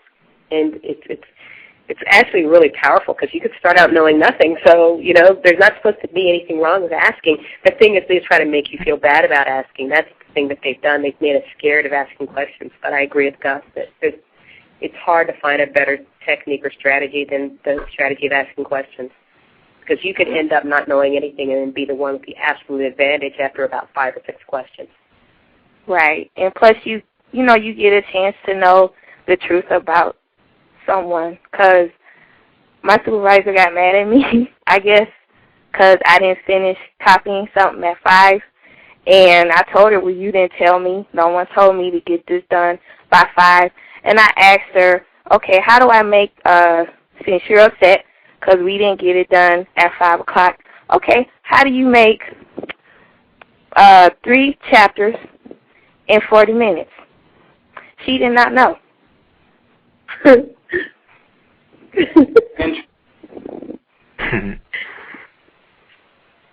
Perfect. And she was embarrassed, and the next day she didn't want to talk to me. She didn't say hi to me or anything. Wow. Yeah, that's the whole produce truth or stop talking. Mm-hmm. You know, I've experienced that a lot. You know, you ask them questions and they don't want to answer the questions because answering the questions, because it's basically the Fifth Amendment. I refuse to answer that question on the grounds that it may tend to incriminate me. They just don't answer it, and they're not answering as an answer, and that's the end of that, and then they don't want to talk to you anymore. I actually had a white guy on a job I was on. I told him, you know, he was so interested in me not thinking he was a racist, whatever, and I said, okay, well, Adam, as long as if you do 2 things for me, you know that thing.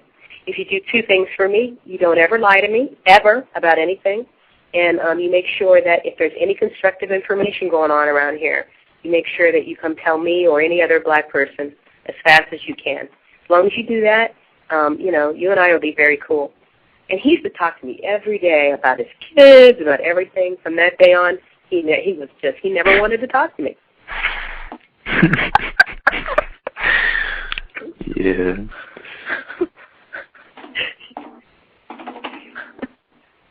Wow. One more thing about the Haiti thing.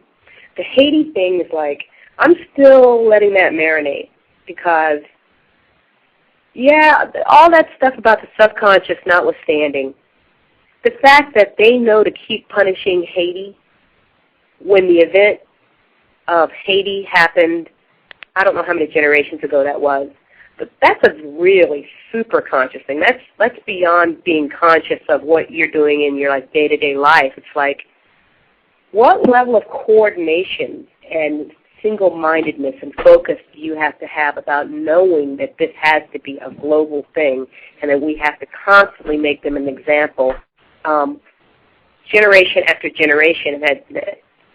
That's not subconscious. That's not unconscious at all. And that does tend to make me believe that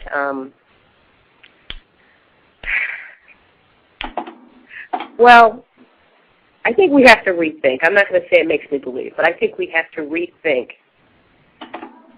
how like us they are. And when I say like us, I do mean constitutionally. You know, it may be very minor, but it may be minor in terms of the chemistry and the physiology. But in terms of the significance of it, it seems like it might be really huge. I think there's a possibility that their brains do work differently. I think there's just that possibility. I think we have to entertain that.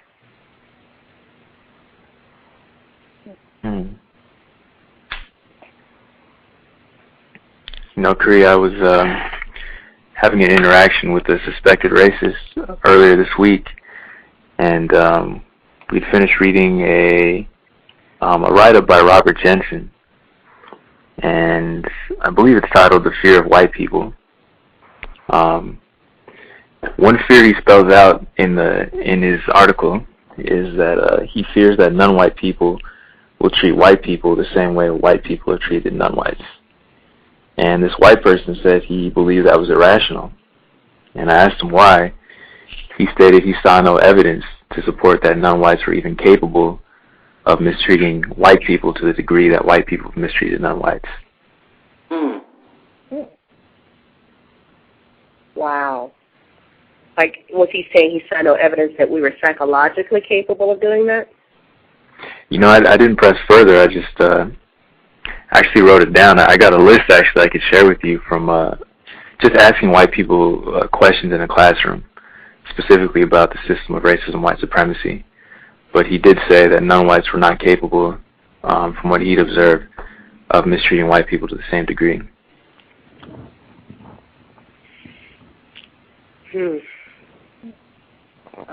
I think we have done some pretty I think we've done some pretty monstrous things, but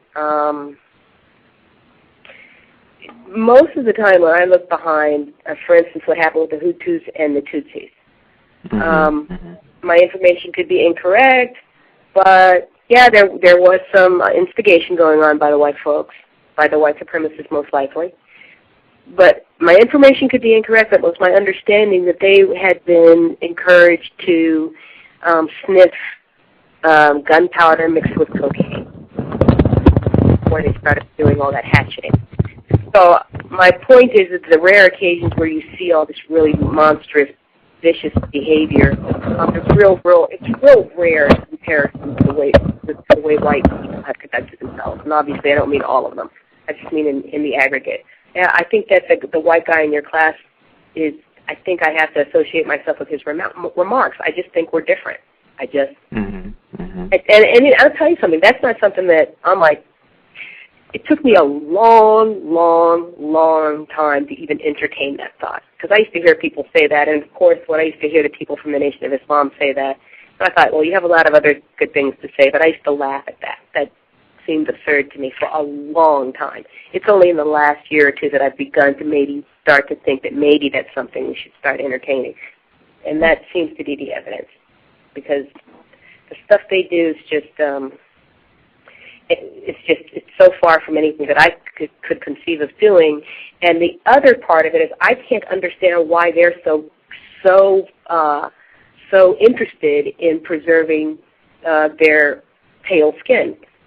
Like, if that's a disadvantage, I was speaking with Gus about this recently, but if that is a disadvantage, an environmental disadvantage, why are you so interested in preserving it? Because that isn't something that we see in nature unless you're a different species. If you're a different subspecies, you're interested in preserving your subspecies. But if what you have is an evolutionary disadvantage and you consider yourself to be in the same species, then what you do is you try to mate with someone who has the evolutionary advantage. And if you're not trying to do that, then I got to start wondering whether or not, are you really like me? Are you in my species? Are you in my subspecies? Because I don't get it otherwise.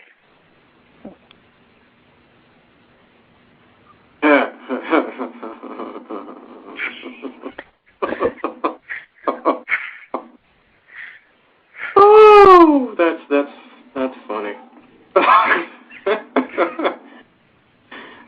I wouldn't say that around many people who's married to someone who is classified as white.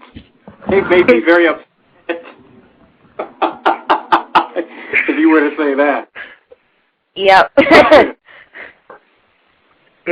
Yeah. Well, I will bet you that everybody on this line has somebody in their family that's doing that. Am I wrong? No.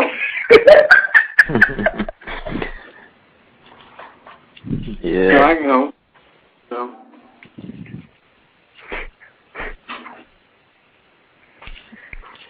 Yeah, I was still thinking about the difference in this treatment, especially considering that white people are in the capacity of an architect, and we're kind of just like lab rats.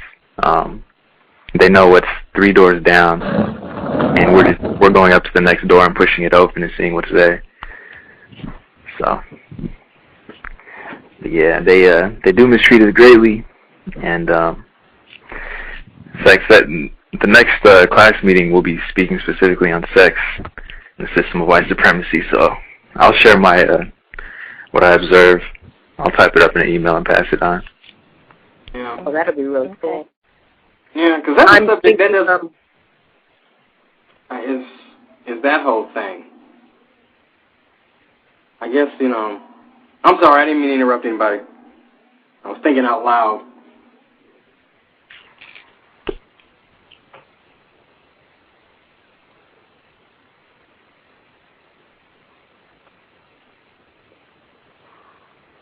Back to the bus. Weren't you saying something, or else James was? Oh no, I was just stating the next time I meet with this white person, we'll be speaking about sex specifically in the system of white supremacy, and I'll type it up in an email and make it available to those who are interested. Oh, I'm definitely interested. Now, is this a male or a female? This is a white male, but this is actually in an environment where there's multiple white people answering questions. So there are both white males and white females. Okay. Yeah, that sex thing is going to be really important. I still haven't seen a single example where when you tell white people, hey, I think it would be a good idea if we stop having sexual intercourse and play with one another until we solve this other problem here of racism. I haven't seen a single instance or heard of one yet where they don't get real upset and say that's not a good idea. No, we can't do that.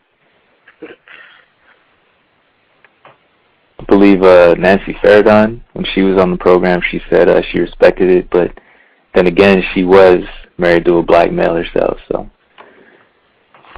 Oh, wow, okay, so her behavior spoke for itself. Yeah. For sure. Her behavior spoke for itself, yeah. You know one thing I noticed? Non-white people who are in sexual relations with white people, I noticed that they're scared to talk about white supremacy around when, when they're with that person, but when they get around people who are black or non-white, they talk about it. But when they're with, I guess their partner, they're scared to talk about it. This is one thing I'm noticing. Yeah, they're scared to talk about it. I'll even, because, like I think CREE had said in one of her shows that you get lulled to sleep when you're involved with someone who is classified as white, and you're a non-white person. It seems like you just go to sleep.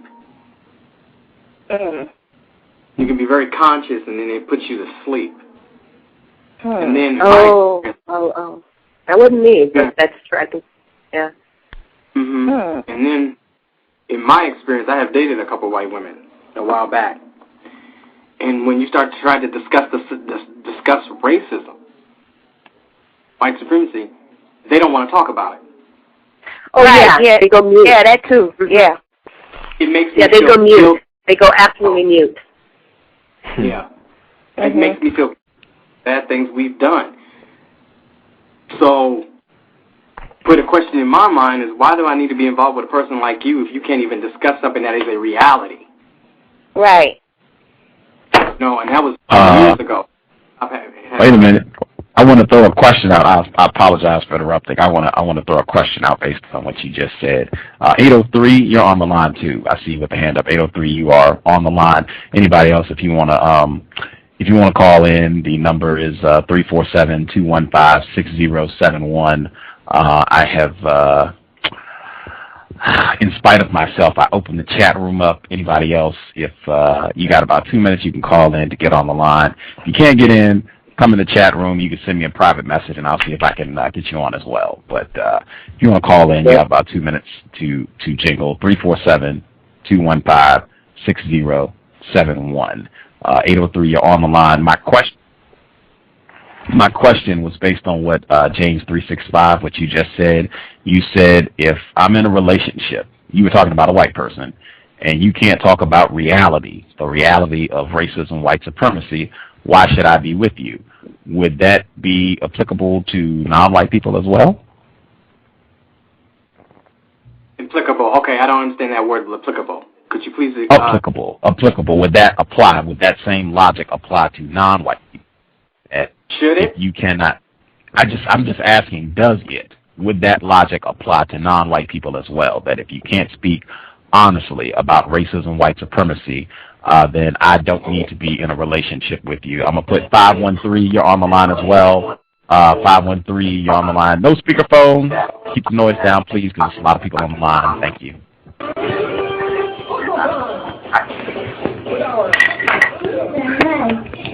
Hello?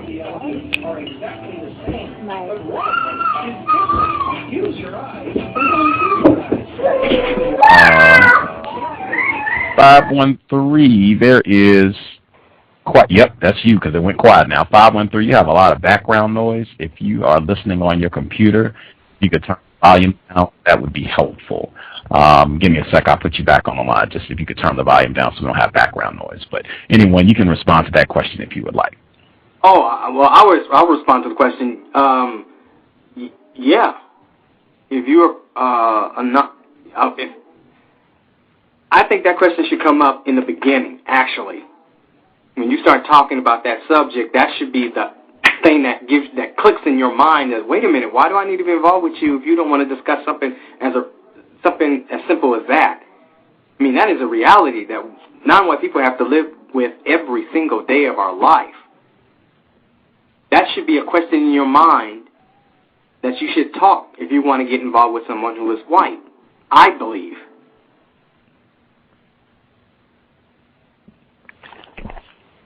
Yeah. Gus. Yes. Oh, hey, this is Thomas. How you doing? How you doing, James? Hey, what? I had a question, and I was listening to you in CREE. Is CREE still on the phone? Yes. Okay. Now, I want to get both of your views on this because I never really got this question addressed, and I know that you've had extensive conversations both with Dr. Neely Fuller and Francis Cress Welsing, respectively.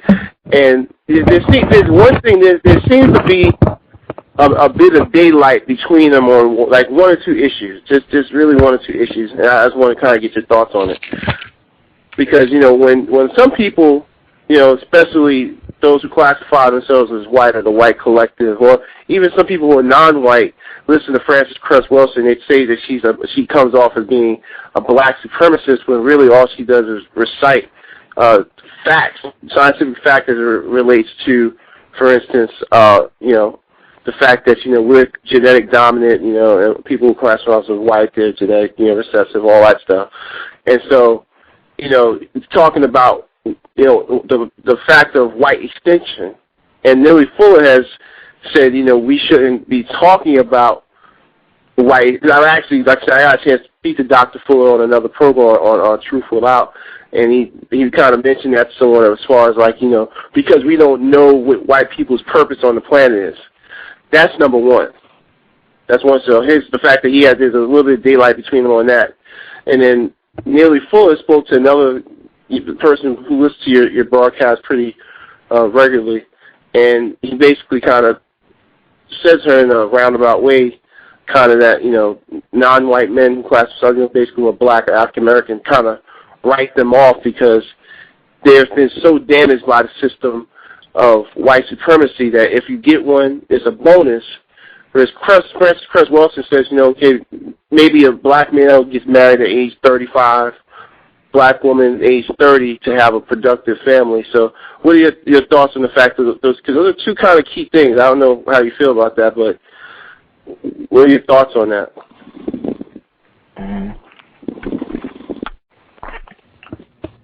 Was that directed to me or was that directed to Gus? Either one of you, because you had more conversations than anyone I've known with each of them. So, Gus, did you want to respond to that?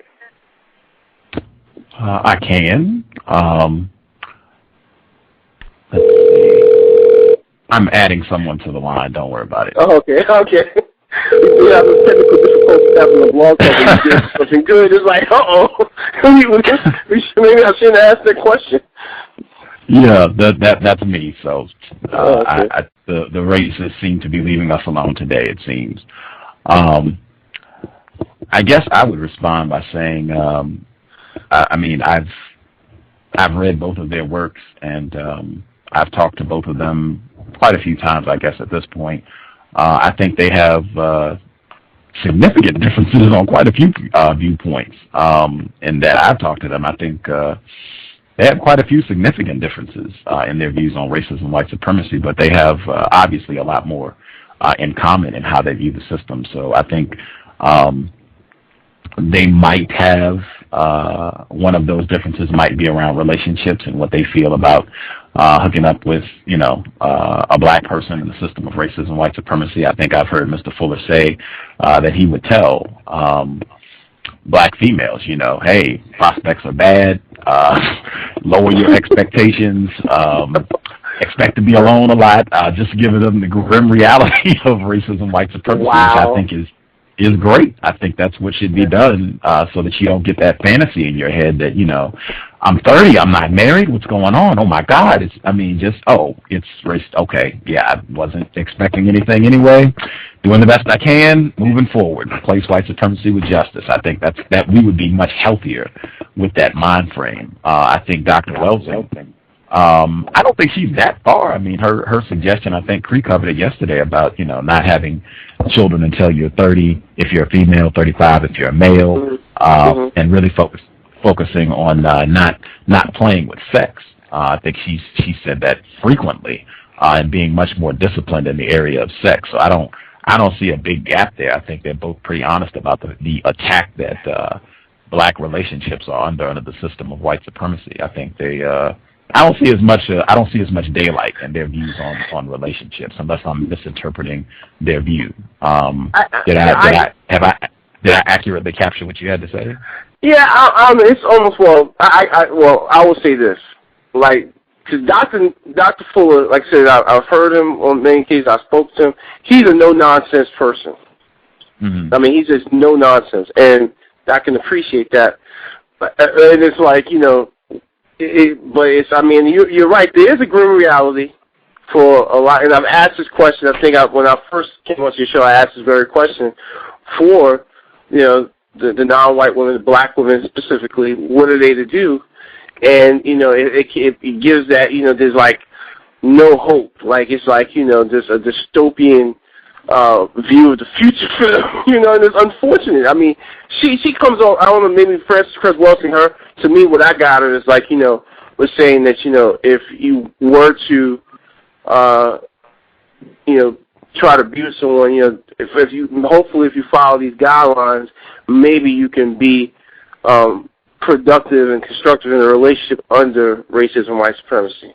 That's why I got versus he just said, you know what, it's a done deal. You know what I mean? That's what I kind of got of it. That's my take. Maybe I'm wrong, but. Born for Time, the one that emailed myself and CREE, she's been added to the line so we can hear her as well. My take really quickly so that we can get other people in, because I think 803 hopped on the line too. Is that you, Thomas? 803, is that you? Yeah, that's me.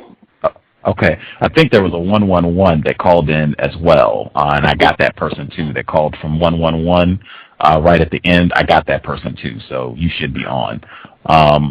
Yeah, my take is I think Mr. Fuller, and I think he's accurate. I wholeheartedly agree. If I had a daughter who was 5, I would be telling her, look at Haiti. This could be you as long as the system of white supremacy exists. Just sit there and look at that. This could be you. And don't think any black male, don't think that they could get you out of that situation as long as white supremacy exists.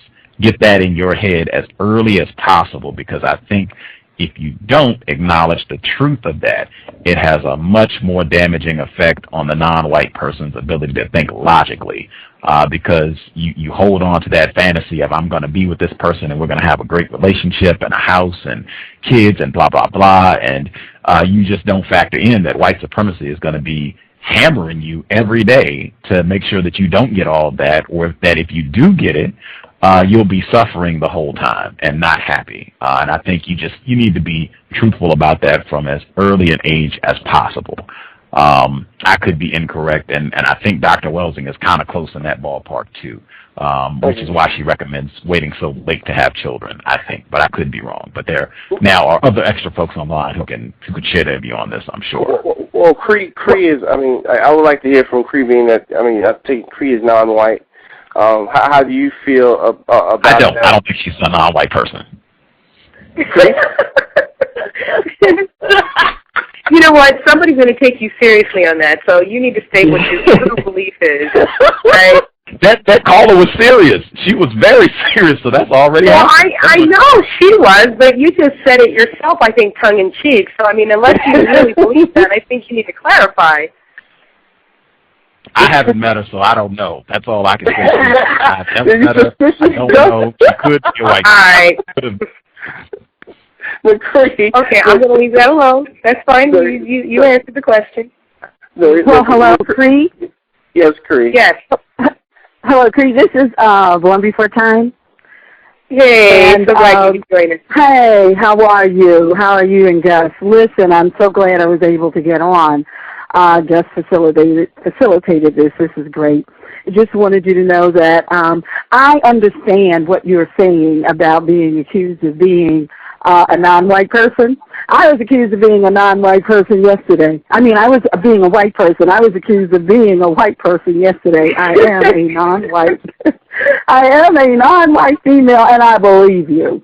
Well, but I am quite concerned about all that's been happening. I mean, it is stressful. It's distressful, but it is the way it is. And I appreciate you and Gus and all the callers and of course, all of our elders and others who just stay on point, as do I. So thank you. I'm going to just get off now and let other callers get in. But thank you. Thank you for this program as well. Well, thank you for the encouragement. It always counts. It always means a lot. It's not like we get a lot of it. So thank you for this. Well, I understand. I've been at it quite a while myself. Okay. So you be encouraged as it's well. It's your world. Okay. Thomas, I'll tell you what. I think I agree with, I know I agree with what Gus said and what Mr. Fuller said. I think that accustoming yourself to the truth, that don't raise your expectations too high because it's going to make you unhappy. It's just like thinking that you're going to, that your chances are as good as climbing the corporate ladder as the white person that you graduated from school from. If those are your expectations, you're going to be a very unhappy and unhealthy person. If you're in a war, you have to know that. You have to know that, and it's been my experience. I've been living long enough to know that what Mr. Fuller said is absolutely correct. It's never going to get the way you want it. It's never going to be the way that you want it, where you can depend upon a stable income and you can depend upon the fact that your mate feels like, if you're female, your mate feels confident enough to where he's not asserting himself inappropriately and in an aggressive, abusive way all the time. I'm talking about psychologically and verbally. That you feel protected. I mean, I think most females want to feel protected in some way, that you're protected by your mate. That's just not reality under white supremacy, and the sooner you know it, the better. I didn't feel like Dr. Welsing was saying that wasn't true. I felt like what she was saying is that the more mature you are, the better you're going to be able to handle that and to prepare your offspring for that, if you choose to have offspring. What I'm about, it's everybody's choice. And, the whole thing about reproducing is so instinctual, it's so basic that you can't really, I don't think it's realistic to presume that you can advise somebody to have offspring or to not have offspring. I mean, people have very strong opinions about that. And because I'm almost out of, I'm just a tad bit away from the ability to produce any at all. It would be extremely disingenuous and hypocritical for me to presume to tell, to advise a female as to whether or not she should, a non-white female, as to whether or not she should or should not produce offspring. That disclaimer having been said, I think there's an argument to be made that as long as racism, white supremacy is enforced, why should we continue to produce units of oppression for them? Why should we do that? Because that's what we're doing. Every time we have one, what we've done is we've expanded the system for them.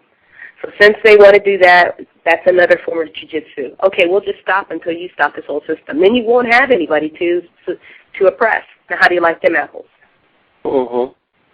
Yeah.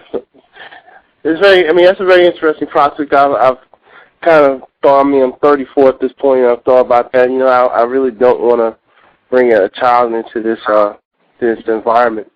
But I don't know. It's just I wanted to say I hope that that you know women, non-white women don't just write all of the non-white men off, black men off. Just so I hope that's not the case. That's kind of what I got out. Like, you know, he basically said just write them all off. And I was just kind of like, wow. I mean, I don't know. Maybe I'm taking it personally. I mean, maybe I'm taking it personally because I'm looking at it from, you know, I mean, I've managed as well as I think I can manage, even though there's a lot of things out of my control. Even though I know that this system is what it is, but you know, I've tried to arm myself as best I can and do, you know, what's appropriate to stay afloat. But yeah, I would like to think that there's a little bit more hope out there than just say write everyone off. That's interesting because I didn't take that away from it. I didn't take away from it that he was saying to write black males off. I didn't take that away. In fact, I think what he was saying is that you, Thomas, would be in a really enviable position, right? That we would have to. That I'm not advising you to do this. I hope you don't do this, but that no. You know that black females will be in a position of having to say, "Oh, this guy, you know, he manages to pull in reliable income. He's sane. He's not homosexual. Oh, what a catch!" And so, you know, those females will have to get used to the fact that they're going to share you. And see, see, there's something that I wanted to. I don't like to think that way. That's not because that's like I think because in certain cities, like if you go to Atlanta, you go to Washington D.C., that is the mindset of a lot of men because you do have a predominance of, you know, non-white black women who have managed to matriculate through this system, you know, by gaining a certain level of capital, you know, by either working or they have their own businesses, and they're able to take care of themselves. And you know, and some of the men feel like because this whole concept of you know, free market capitalism, right, which says, you know what, there's scarcity in the fact that I'm a black man who fits those criteria, that gives me permission to act like an ass. And I don't think that's right either. So it's just, I don't know, it's like that conversation piece of, well, the person, and that was what I'm saying, the fact that Dr. Fuller has such an influence, that is what that person took away from it almost, that just write them off. Pretty much if you get one, it's a bonus and you're lucky. You see what I'm saying? I wanted to check 111 because that person called in. I don't know if they got to share anything, but I did want to clarify. I wasn't saying write black males off. What I mean is that white supremacy means you said you are doing well, you think, to stay afloat and to take care, support yourself, bring in income. White supremacy means that white people could ruin all that today. And I don't know any non-white person who could truthfully say that that's not true for themselves. I know white people could end this program today, and I don't think anybody on the line can truthfully say, no, I can do whatever, and white people would not ruin my life in the next 5 minutes. White people couldn't do that. I think that's probably true, and I would just want my daughter to understand that about any non-white male. As long as the system of white supremacy exists, that's what it means. 111, are you there with a question? Whoever called in at 111, are you there? Okay, maybe they're just listening. Anyway, any of the other folks have a question? Gus, you asked a question earlier in relation to James 365's question. Could you repeat that? He said, if it's the question, I think it is, he was saying that he was talking about a non-white person being in a sexual relationship with a suspected racist. And he said if that white person is not willing to speak truthfully about reality, quote, racism, white supremacy, then I don't need to be with you as a non-white person. And I said, would that logic be applicable to non-white people? So if it's a non-white person with a non-white person, and that non-white person isn't willing to be honest about racism, white supremacy, would the same logic apply that I don't need to be with you, even though you're a non-white person? I believe the same logic would apply, especially in terms of thinking of attempting to be constructive. I generally minimize contact with any person, and if you're around a white person, I suggest asking questions. Even non-whites that have said they would like to replace white supremacy with justice and work towards that end, I still minimize contact, because even on my part, I feel like I don't really have that much to offer. Like, I don't have the solution, and after a while of exchanging information, it kind of gets to twiddling thumbs. So it's I do believe that same logic would apply, considering that if there is a victim who is of the opposite sex that has made it their business to attempt to replace white supremacy with justice, I do believe it could be a constructive exchange and constructive time spent together.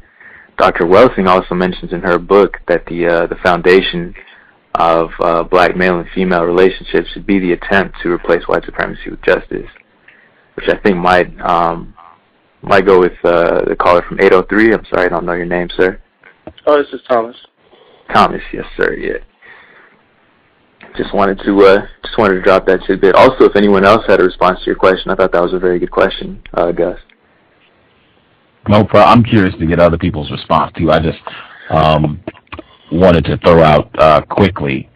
There are so many programs about the problems with black males and black female relationships. Perhaps the relationships are suffering because we haven't said we're going to make the foundation of black relationships replacing white supremacy with justice. Maybe if we tried that, our relationships would be better. Just a thought. I absolutely concur. Absolutely. Point well taken. And like I said, I don't know. When I listen to both of them, like I said, it's what they're saying is accurate. But like I said, to me, like I said, maybe I'm wrong. Like I said, I was listening to one. Maybe is why I was selective listening on my part, and that's why maybe I experienced that bit of daylight that I thought I heard between them.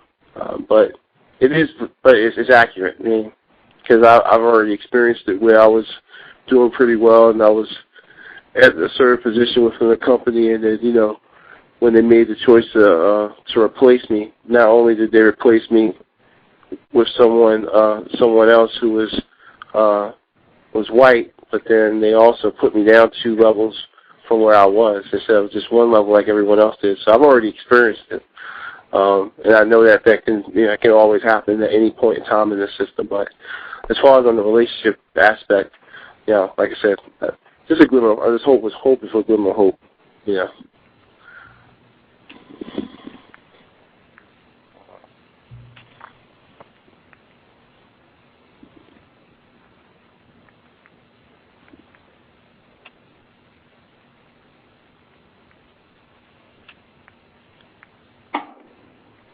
Everyone still there? Hello? Hello? I'm still here. I don't know if anybody else got kicked. Oh. I'm here. Oh, okay. It's like I thought like everyone just said, okay, time to go. That topic is like, woo. Oh man. No. But definitely, this is definitely a constructive time well spent. And like I said, I've been meaning to ask that question for a long time, but this seemed like the appropriate time to ask. So I appreciate your feedback, you and CREE.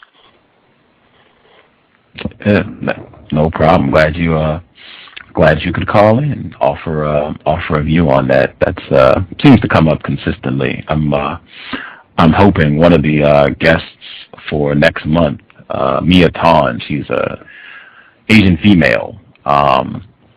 She said she agreed to come talk about her book, which I'm excited about. Her book is forever foreigners or perpetual or honorary whites. Watch that. I'll try one more time. Forever foreigners or honorary whites. She's talking about Asian Americans and how they're going to be used in the system of white supremacy. She agreed to come on the show, and she did her research, and she went and looked at the website, and then she emailed me, and she said, I'm, pleased to come on the show, yada, yada, yada. I saw all of the guests that you've had on the show, and I saw your compensatory sex pledge, and I'm married to a white man, and I have, 2 multiracial children, and I don't know. I thought you should know that. What are your thoughts on that? And I emailed her back, and I said, that'll be great. If that's something you want to talk about, I'm sure my audience would be thrilled to hear more about that.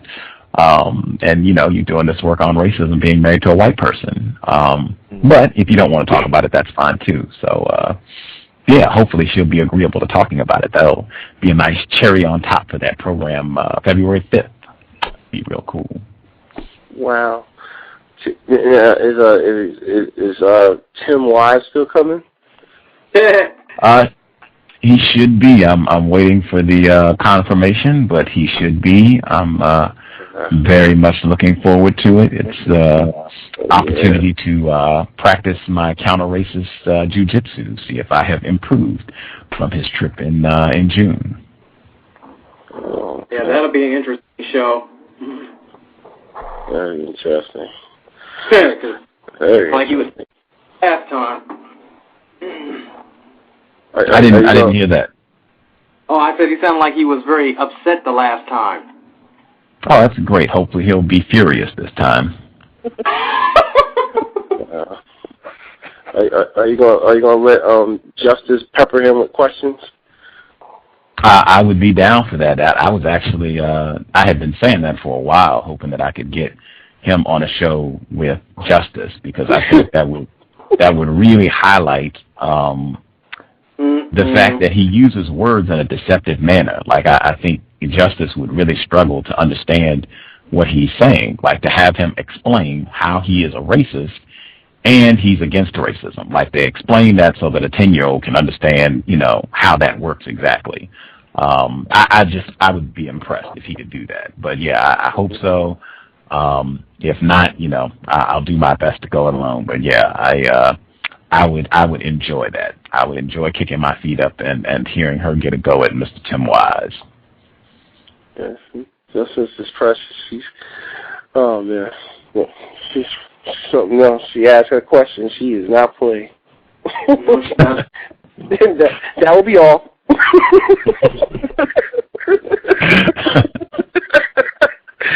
Oh God! Yeah, I had to listen to her a couple of times. That'll be all. I'm done with you. One time, and he was jumping around the corner, and Justice just kept pushing that question. She would not get off that question to that woman answer the question. I just can't remember which guest you had on.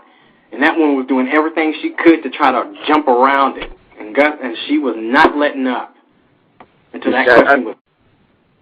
I think that was the lady who was up in Massachusetts, and I think Justice asked her, how do white people keep money from non-white people? Or she asked her, how do I get money? And then she was kept like, she said, well, I write books, and she said, okay, that'll be all. So I'm like, wow. Oh man, you gotta have her on the show again, Gus. Oh God, gotta have her on the show. She's tough. That was one thing I told her at, excuse me, at the very beginning, that I didn't want to interfere when she asks a question, and if white people don't answer her question, I didn't want to interfere and say, well, hey, wait a minute, you didn't answer her question. I wanted her to polish that skill on her own, because I think the first time she was on the show, it was with Jessica Pettit came for the second trip, and Jessica Pettit didn't answer her question. It was the first question she asked. I think she asked her, do all white people practice racism? And I think she talked for about 10, 15 minutes about benefits and peanuts and, you know, everything in the world but answering the question. And when we got off the phone and I talked to her privately and I said, on the show I did interfere and say, you know, you didn't answer a question, but I'm not going to do that anymore. That'll be your job. Make sure these white people answer your question. And if they don't, ask them again and keep asking until they answer your question. And she went and she listened to that show. And she was like, he was right. I didn't say anything about benefits. And I was like, yeah, white people are real good at that. They catch me, so I can't really, you know, be catching yours too. So you got to do that on your own. But I think she has evolved nicely in catching when they don't answer her question. Mhm. Yeah. Does his parents listen to the show too? Yes. Yes, they do. Yeah. Interesting. She's a big asset to the show, definitely. I enjoy her question. She's like a prosecutor. She's like, why do white people keep information from non-white people? How do white people keep information from non-white people? That'll be all. Oh boy. She does not let up. Well, gentlemen, it's like I said, I really appreciate it. I hope. Gus, you must let us know, how has the conversation gone with the suspected racist from that organization, from that church, the pastor? Has he talked about the compensatory investment request further? Yes, he contacted me just a couple days ago. Really? Second time. He said it's something that they might be interested in. CREE asked me about that yesterday. He wanted more information about myself and the program, and yeah, I sent him back the info, and he said, yeah, he thinks the program should continue, and he would talk with, I guess, his members, a congregation or whatever group, about seeing if this is something that they might want to invest in. So I guess we're continuing the conversation. I still don't have a laptop, but the conversation is continuing, I guess. Interesting. Well, yeah, please let us know if that bears any fruit. That's interesting. I mean, I would suspect there's some terms and conditions that go along with that. If they should, decide to make that compensatory investment request, are you open to those, to certain terms and conditions? No, not at all. No. I mean, that's not even up for discussion. I'm a victim of white supremacy. Yeah, I wouldn't care what happened. If I did 3 shows and quit, I wouldn't care what happened. Yeah, I'm making a request for a MacBook Pro, and I want it free and clear to continue my efforts. And yeah, no, I'm not open to any terms or strings attached where I have to do anything. Maybe the only thing I would be agreeable to is if whoever supplied it, if it was a white person, if they said I had to have them on the show once or twice a month, I would be agreeable to that, just because I'm always cool with having a white person come on the show. So that's about the only term I would be agreeable to, nothing else. Okay. Cool.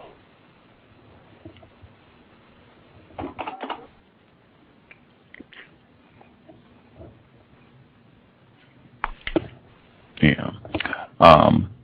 I know there was a non-white person, victim of white supremacy, who was commenting when Jane Elliott was on the program, and I guess both times, and disputing the use of the term non-white. And a non-white listener, he said that he felt it should be emphasized that the use of that term and many other terms is a strategy to combat white supremacy. Like, it's not just saying it to be saying it. It's saying it with a desired effect to come about from using that term. I guess with all the people on the phone, do you all feel like you have like specific strategies, like specific things that you do or say that you've planned out to get an exact effect to work against racism, white supremacy? I've been doing a lot of talking, so I'm trying to give everybody else the opportunity to share their thoughts. So, I'll say there's attempts. From my experience, it's kind of difficult in a system where white people do dominate.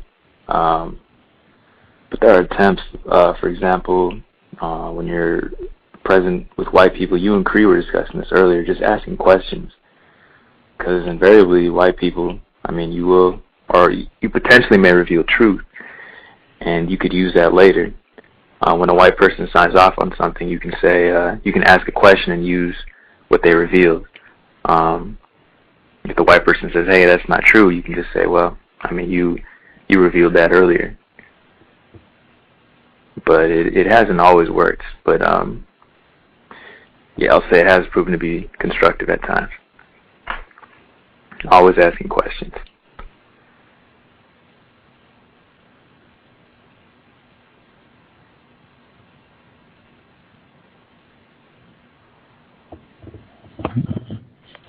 James 365, Hakima, CREE, Born Before Time, a lot of other folks on the line.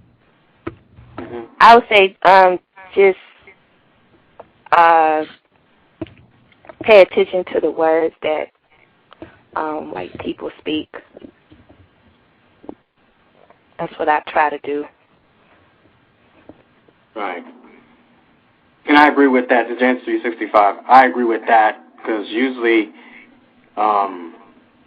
in the course of the conversation, you'll start to find out more information from them. So I think have a conversation with them, and that's, you know, when you have the opportunity, go ahead and just ask as many questions as you can.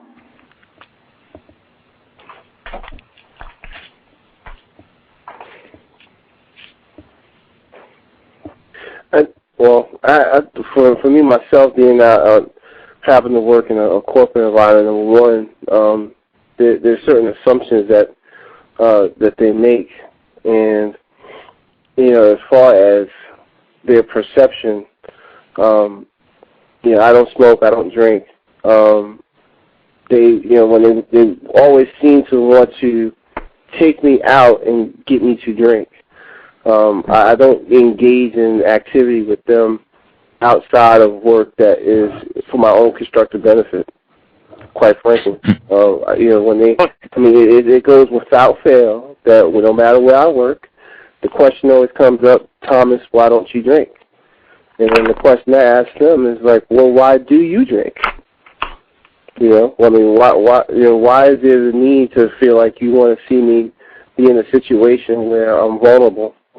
So I'm very I don't trust them, so I therefore don't engage in merriment. And like I said, if it's not for my own constructive benefit, then I don't do it with them.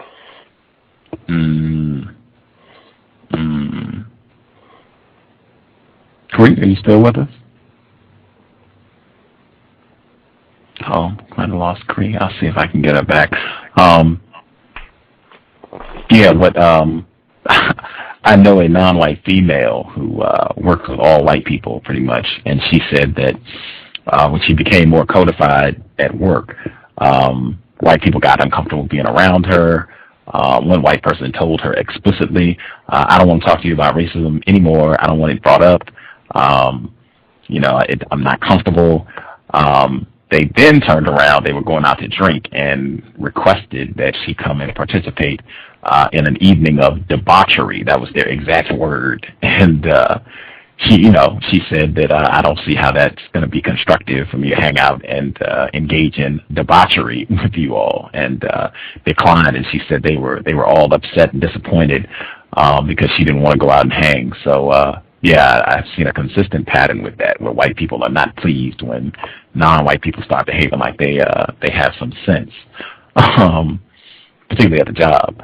Hakima, do you remember we were talking about guilt on Friday? White people feeling guilty about racism? Yeah. I think I asked you the meaning, and oh, I forgot what was said.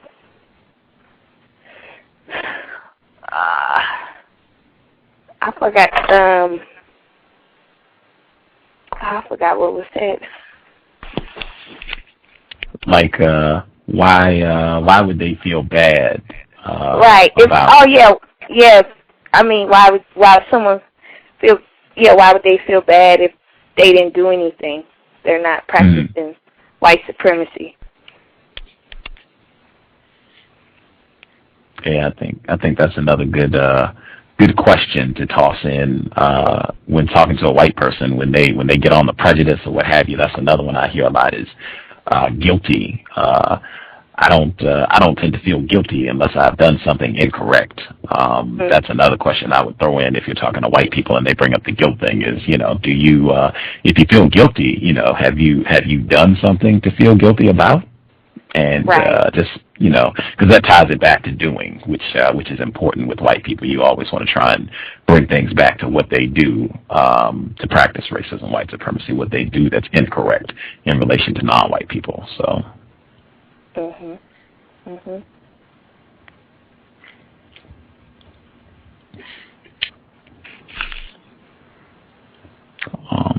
Back of the bus, did you, I'm just curious as to how you're going to broach the sexual intercourse piece when you talk to the white students this week. Do you have any strategies mapped out for how you're going to address it, or?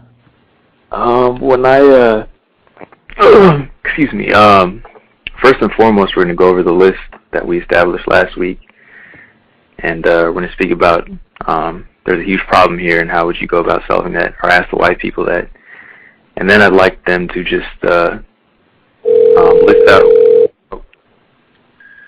list out ways that people can be mistreated. And I suspect sex will be brought up. And from there, we will ask, would it be correct? Oh, sorry, CREE, did we lose you? Yeah, I'm back though. Okay, groovy. Gotcha. Sorry, Gus. Go ahead. No, you're good.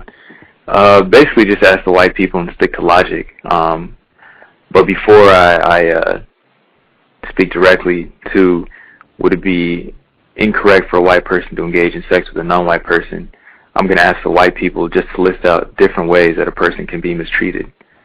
And then we'll see if sex gets on the list. I suspect it will. And then from there, we'll ask the white people, would it be correct for a non-white person to engage in sex with a white person who could be a racist? And we'll see how that goes. And then the thanks for the links regarding Tupac and Malcolm X. I figured after that we will look at those examples specifically where Tupac called out non-white people who were in sexual relationships with white people, as did Malcolm X, and we'll see how their lives ended, their existence ended. And we can ask the white people, does this have anything to do with the people who practice white supremacy?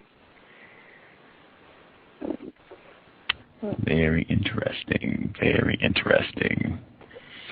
Yeah, be curious to hear how they respond. For sure, because I don't know if, definitely how things will turn out, but I'm thinking it can be constructive.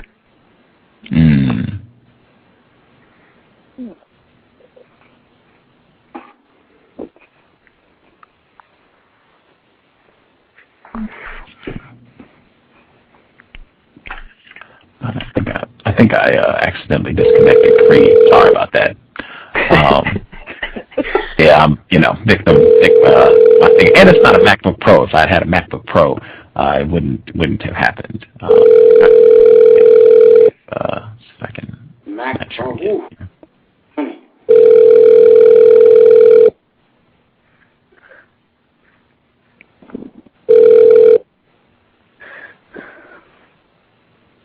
You've reached Andrea with Counter-Racist Evolving Engineering. I'll try her in a second. Yeah.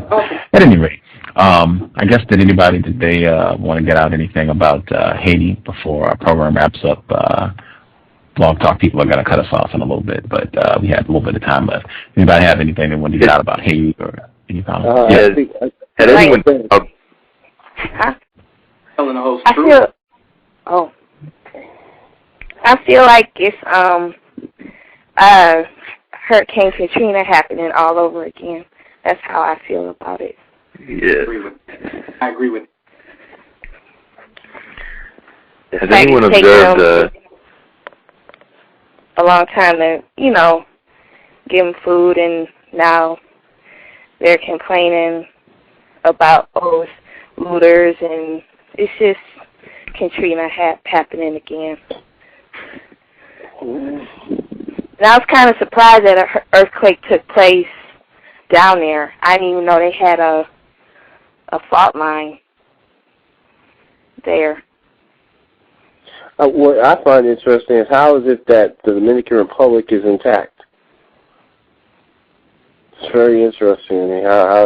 So you have one side of what they call Hispaniola, that they are mixed with, they're part of African descent and Hispanic, and then you have people who, for the most part, pretty much, the non-white black African descent, maybe some French Creole influence, but mainly of African descent. And the island is in this utter disarray, shambles. It's really interesting. I didn't even think. Because basically, effectively, you can walk over the border to the Dominican Republic. So you're not talking about a large distance between the two. They share the same island. So. Right. I'm not much of a conspiracy theorist, but then you got people talking about that HARP. That's out there, and I don't know, but I found it to be interesting. And what I also found interesting is that the racism is coming out in full force. I really appreciate it because hopefully more people who have not accepted the reality of the situation that as far as you got your Pat Robinsons of the world and your Rush Limbaughs, I appreciate them for just saying who they are, and hopefully, by the virtue of the fact that they have such a large white collective following, lets us know where we stand. The fact that he said that they sold his soul to the devil in order to gain freedom from the French, is very, very interesting comment. He said that? Oh, absolutely. Oh, yeah. Absolutely. So basically, slavery was okay, and they should have stayed subjected to be under French rule, and that's their place. That's basically what he said. That's basically how white people feel in this country, that we're better off here, so they don't feel like they owe anything. So it's very interesting that he made that comment. Right, and then there was a non-white female that's with Pat Roberts standing right there when he said it. Yep. Shaking her head in agreement. Absolutely. She was there. Online. She sure was. Attractive, an attractive non-white female, a black woman. She's black. And she's shaking her head, agreeing with him. When he made these... Trying to keep her job, man. She's a victim. Yeah. True that. However, there's got to come a time where that's got to kick in for you to start looking at it like, wait a minute. But that's, I don't know what she said afterwards, and, that's just me. The other thing I want to say is that all this stuff I'm hearing about how it's hard for the United States military to get into Haiti, yet I keep seeing all these broadcasts on different channels of these journalists getting into Haiti, getting around. Mm-hmm. Nobody else can seem, but the military, United States military can't seem to get around in there. Dr. Welsing said best: if you're white, you're right. If you're yellow, you're mellow. If you're brown, stick around. If you're black, get back. That's just what it is. Let's call a spade a spade. No pun intended. Of course. Of course. Has anyone observed that Wycliffe I'm not sure if everyone's familiar. He's a musician from Haiti, black male. He has a foundation called the Yellow Haiti Foundation. And recently, white people have been pointing fingers at it, saying that they've been functioning incorrectly. And right. yeah. Saw it. I found that interesting. Also, that George Bush and the Clintons, to my knowledge, have been accepting donations, and they said explicitly make it cash only. And I haven't seen anybody say, hey, I mean, couldn't they just be pocketing this? I found that interesting. And I think an excellent example of the ability of white people is if you take a look at the Rwandan genocide, leading up to it, when white people realized, hey, we've still got white people in and around here that could get hurt, the next day you had white people from Europe, Canada, the United States getting those white people out and safe. Once the white people were gone, you just saw everybody sitting on their hands saying, oh, it was difficult to get this on the ground when it needed to be. I think the system has demonstrated time and again, if white people want to get something accomplished, it's not a huge task for them to get it done. That's embarrassing. Like, I mean, that even that white people could say that. Like, white people have little Land Rovers on Mars, so they tell us, but they can't get to Haiti. I mean, you could swim to Haiti from here. They got white people that could swim from Miami to Haiti, and they can't get. I mean, that's just embarrassing. Like, that's like Katrina Brown saying she can't help, and she got $500,000 for her documentary to go and eat chitlins around the world. I mean, it's ridiculous. It's just ridiculous, man. I was browsing CNN, and they had little clips of white people rescuing the black people. Just like the most capable, when you want to problem solve, bring the white people. Like they had the training, they had the tools. They were just getting, selectively, of course, they were just helping black people out. But yeah, they have the ability to be very helpful, very helpful. Yeah, they just don't have the will, the interest, the just concern at all to help out non-white people, particularly black people. Mr. Fuller, actually, he had about 40 minutes worth of commentary about Haiti and Pat Robertson and, a lot of things. He had the same suspicion about how the Dominican Republic had no effect from this earthquake, but Haiti is all messed up. He had the exact same suspicion. He thought that was very peculiar. But yeah, that's, on the show that didn't happen. I did want to point out one thing. I thought this was real interesting. A non-white person told me today that he lives in D.C., and he was saying that he saw, all the euphoria for Obama among black people, and he was basically saying that it was like the black people were confused and thinking that because so many white people voted for Barack Obama, that they thought well of him and thought, he's competent, capable, that meant that that's how white people perceive black people now. So like, okay, white people think Barack Obama's smart and intelligent. When they see me, they'll think, I'm smart and intelligent. And he was like, I don't understand why they think that's going to transfer from President Obama to me. And I was even thinking, if you, really pay attention, I think it's real obvious that white people don't really think that well of Obama. Like, I mean, it's every day somebody's calling him a monkey or Lynch putting up an effigy to him down in Jimmy Carter's hometown. It seems like every other day white people are coming out and voicing pretty much that he is non-white and they don't think he's competent or qualified to do the job. I don't know if you all had any thoughts on that. I think what that is a certain naivete amongst those who are non-white to believe that people who are amongst the white collective have the ability to change and be rational, and that's not. There's no evidence to suggest that. So I think it has more to do with that. At the end of the day, no matter how articulate you may state a position, they will still think that they have superior intellect to you, even though they may have actually barely finished 8th grade. That's just fact. That's just the way they think. So I don't, I really care less what they think at the end of the day. So, personally, so I think that's, I don't know, that this whole past year, this whole feeling of, post-racial has just been absolutely absurd. It's just one of the stupidest terms I've ever heard in my life. Post-racial.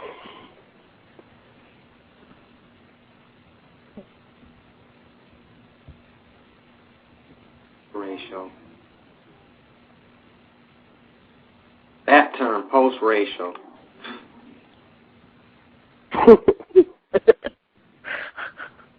Irritates me hearing that. It's post-racial. No, first of all, that's a confusing. It's not post and it's not racial. It's either racist white supremacy or it's not. This post-racial situation, this post-racial situation under Barack Obama, whatever. They still calling him a nigger. Let's just be real. They're still practicing that system. So what is post-racial? You know what? But I did see something with CNN on Soledad O'Brien said, what is the post-racial? I don't understand where that term came from. What did it just pop up out of nowhere? He said, we need to stop. She said that this week, it was early this week when Soledad O'Brien said that live on CNN. And I said, I'd be doggone. A non-white person actually brought up the question. Wow. Gus, something to take into consideration. I just happened to partake in looking at one of the many, broadcasts that come on, on the Idiot Box, on ABC, or I think it was, I don't know if it was Meet the Press or if it was one of the Stephanopoulos. But they asked the question, if you had to vote for Barack Obama, if the 2012 election was right now, who would you vote for, him or someone else? And I think an overwhelming majority of like 58% said they would vote for someone else. Okay, number one, when have you ever seen them ask that question for anyone other than someone who's non-white in the White House right now, or the president's residence, I would like to say? To ask that question 1 year into his term, just intellectually dishonest to me. To ask someone like that, you have unemployment where it is and all these different things going on in the country. So that shows you how much time they basically, you know what, we're going to let you go ahead and get the job, Negro. If you can't fix it in a year, you're out of here. You're useless to us. Oh, yeah. I blogged about all this before the election, and I predicted and felt very strongly, I hope I was wrong, but I predicted that powerful white people had a strategy for President Obama, Mr. Obama at the time, and they were just going to use him to do what they do best, which is practice racism. And I felt a large part of that would involve just humiliating him. And I think I don't expect any violence. I think he'll have threats and things, but I don't think they will let any physical harm come to him. But I think they want to just totally humiliate and make a mockery of his presidency. I strongly suspect that it's going to play out over the next 3 years, and I suspect even into his next term. I think he'll do 2 terms, but I think it'll be, I suspect they'll have him on the same level as Richard Nixon by the time things are said and done with his presidency. I could be wrong, but that'll be something we can look out for. The people at Blog Talk Radio are about to cut the show. Looks like I should be back tomorrow with a program. Just double check, subscribe, hit the home page. But should be tomorrow with the show. Surprise guest. You'll just have to tune in and see who's coming. But if it all works out, yes, should be a very interesting program. Thank you, CREE, for coming in and sharing on the cows. Thank everybody for calling. Support Back of the Buses blog, nonwhitealliance.wordpress.com. Check out my blog as well, racism-notes.blogspot.com for CREE, since she is not here. CREE7.wordpress.com. Am I looking at the accurate one here? Yes, CREE7.wordpress.com. Context of white supremacy. Replace white supremacy with justice as soon as possible. Thank you, everybody, for tuning in. We are signing out. Thank you.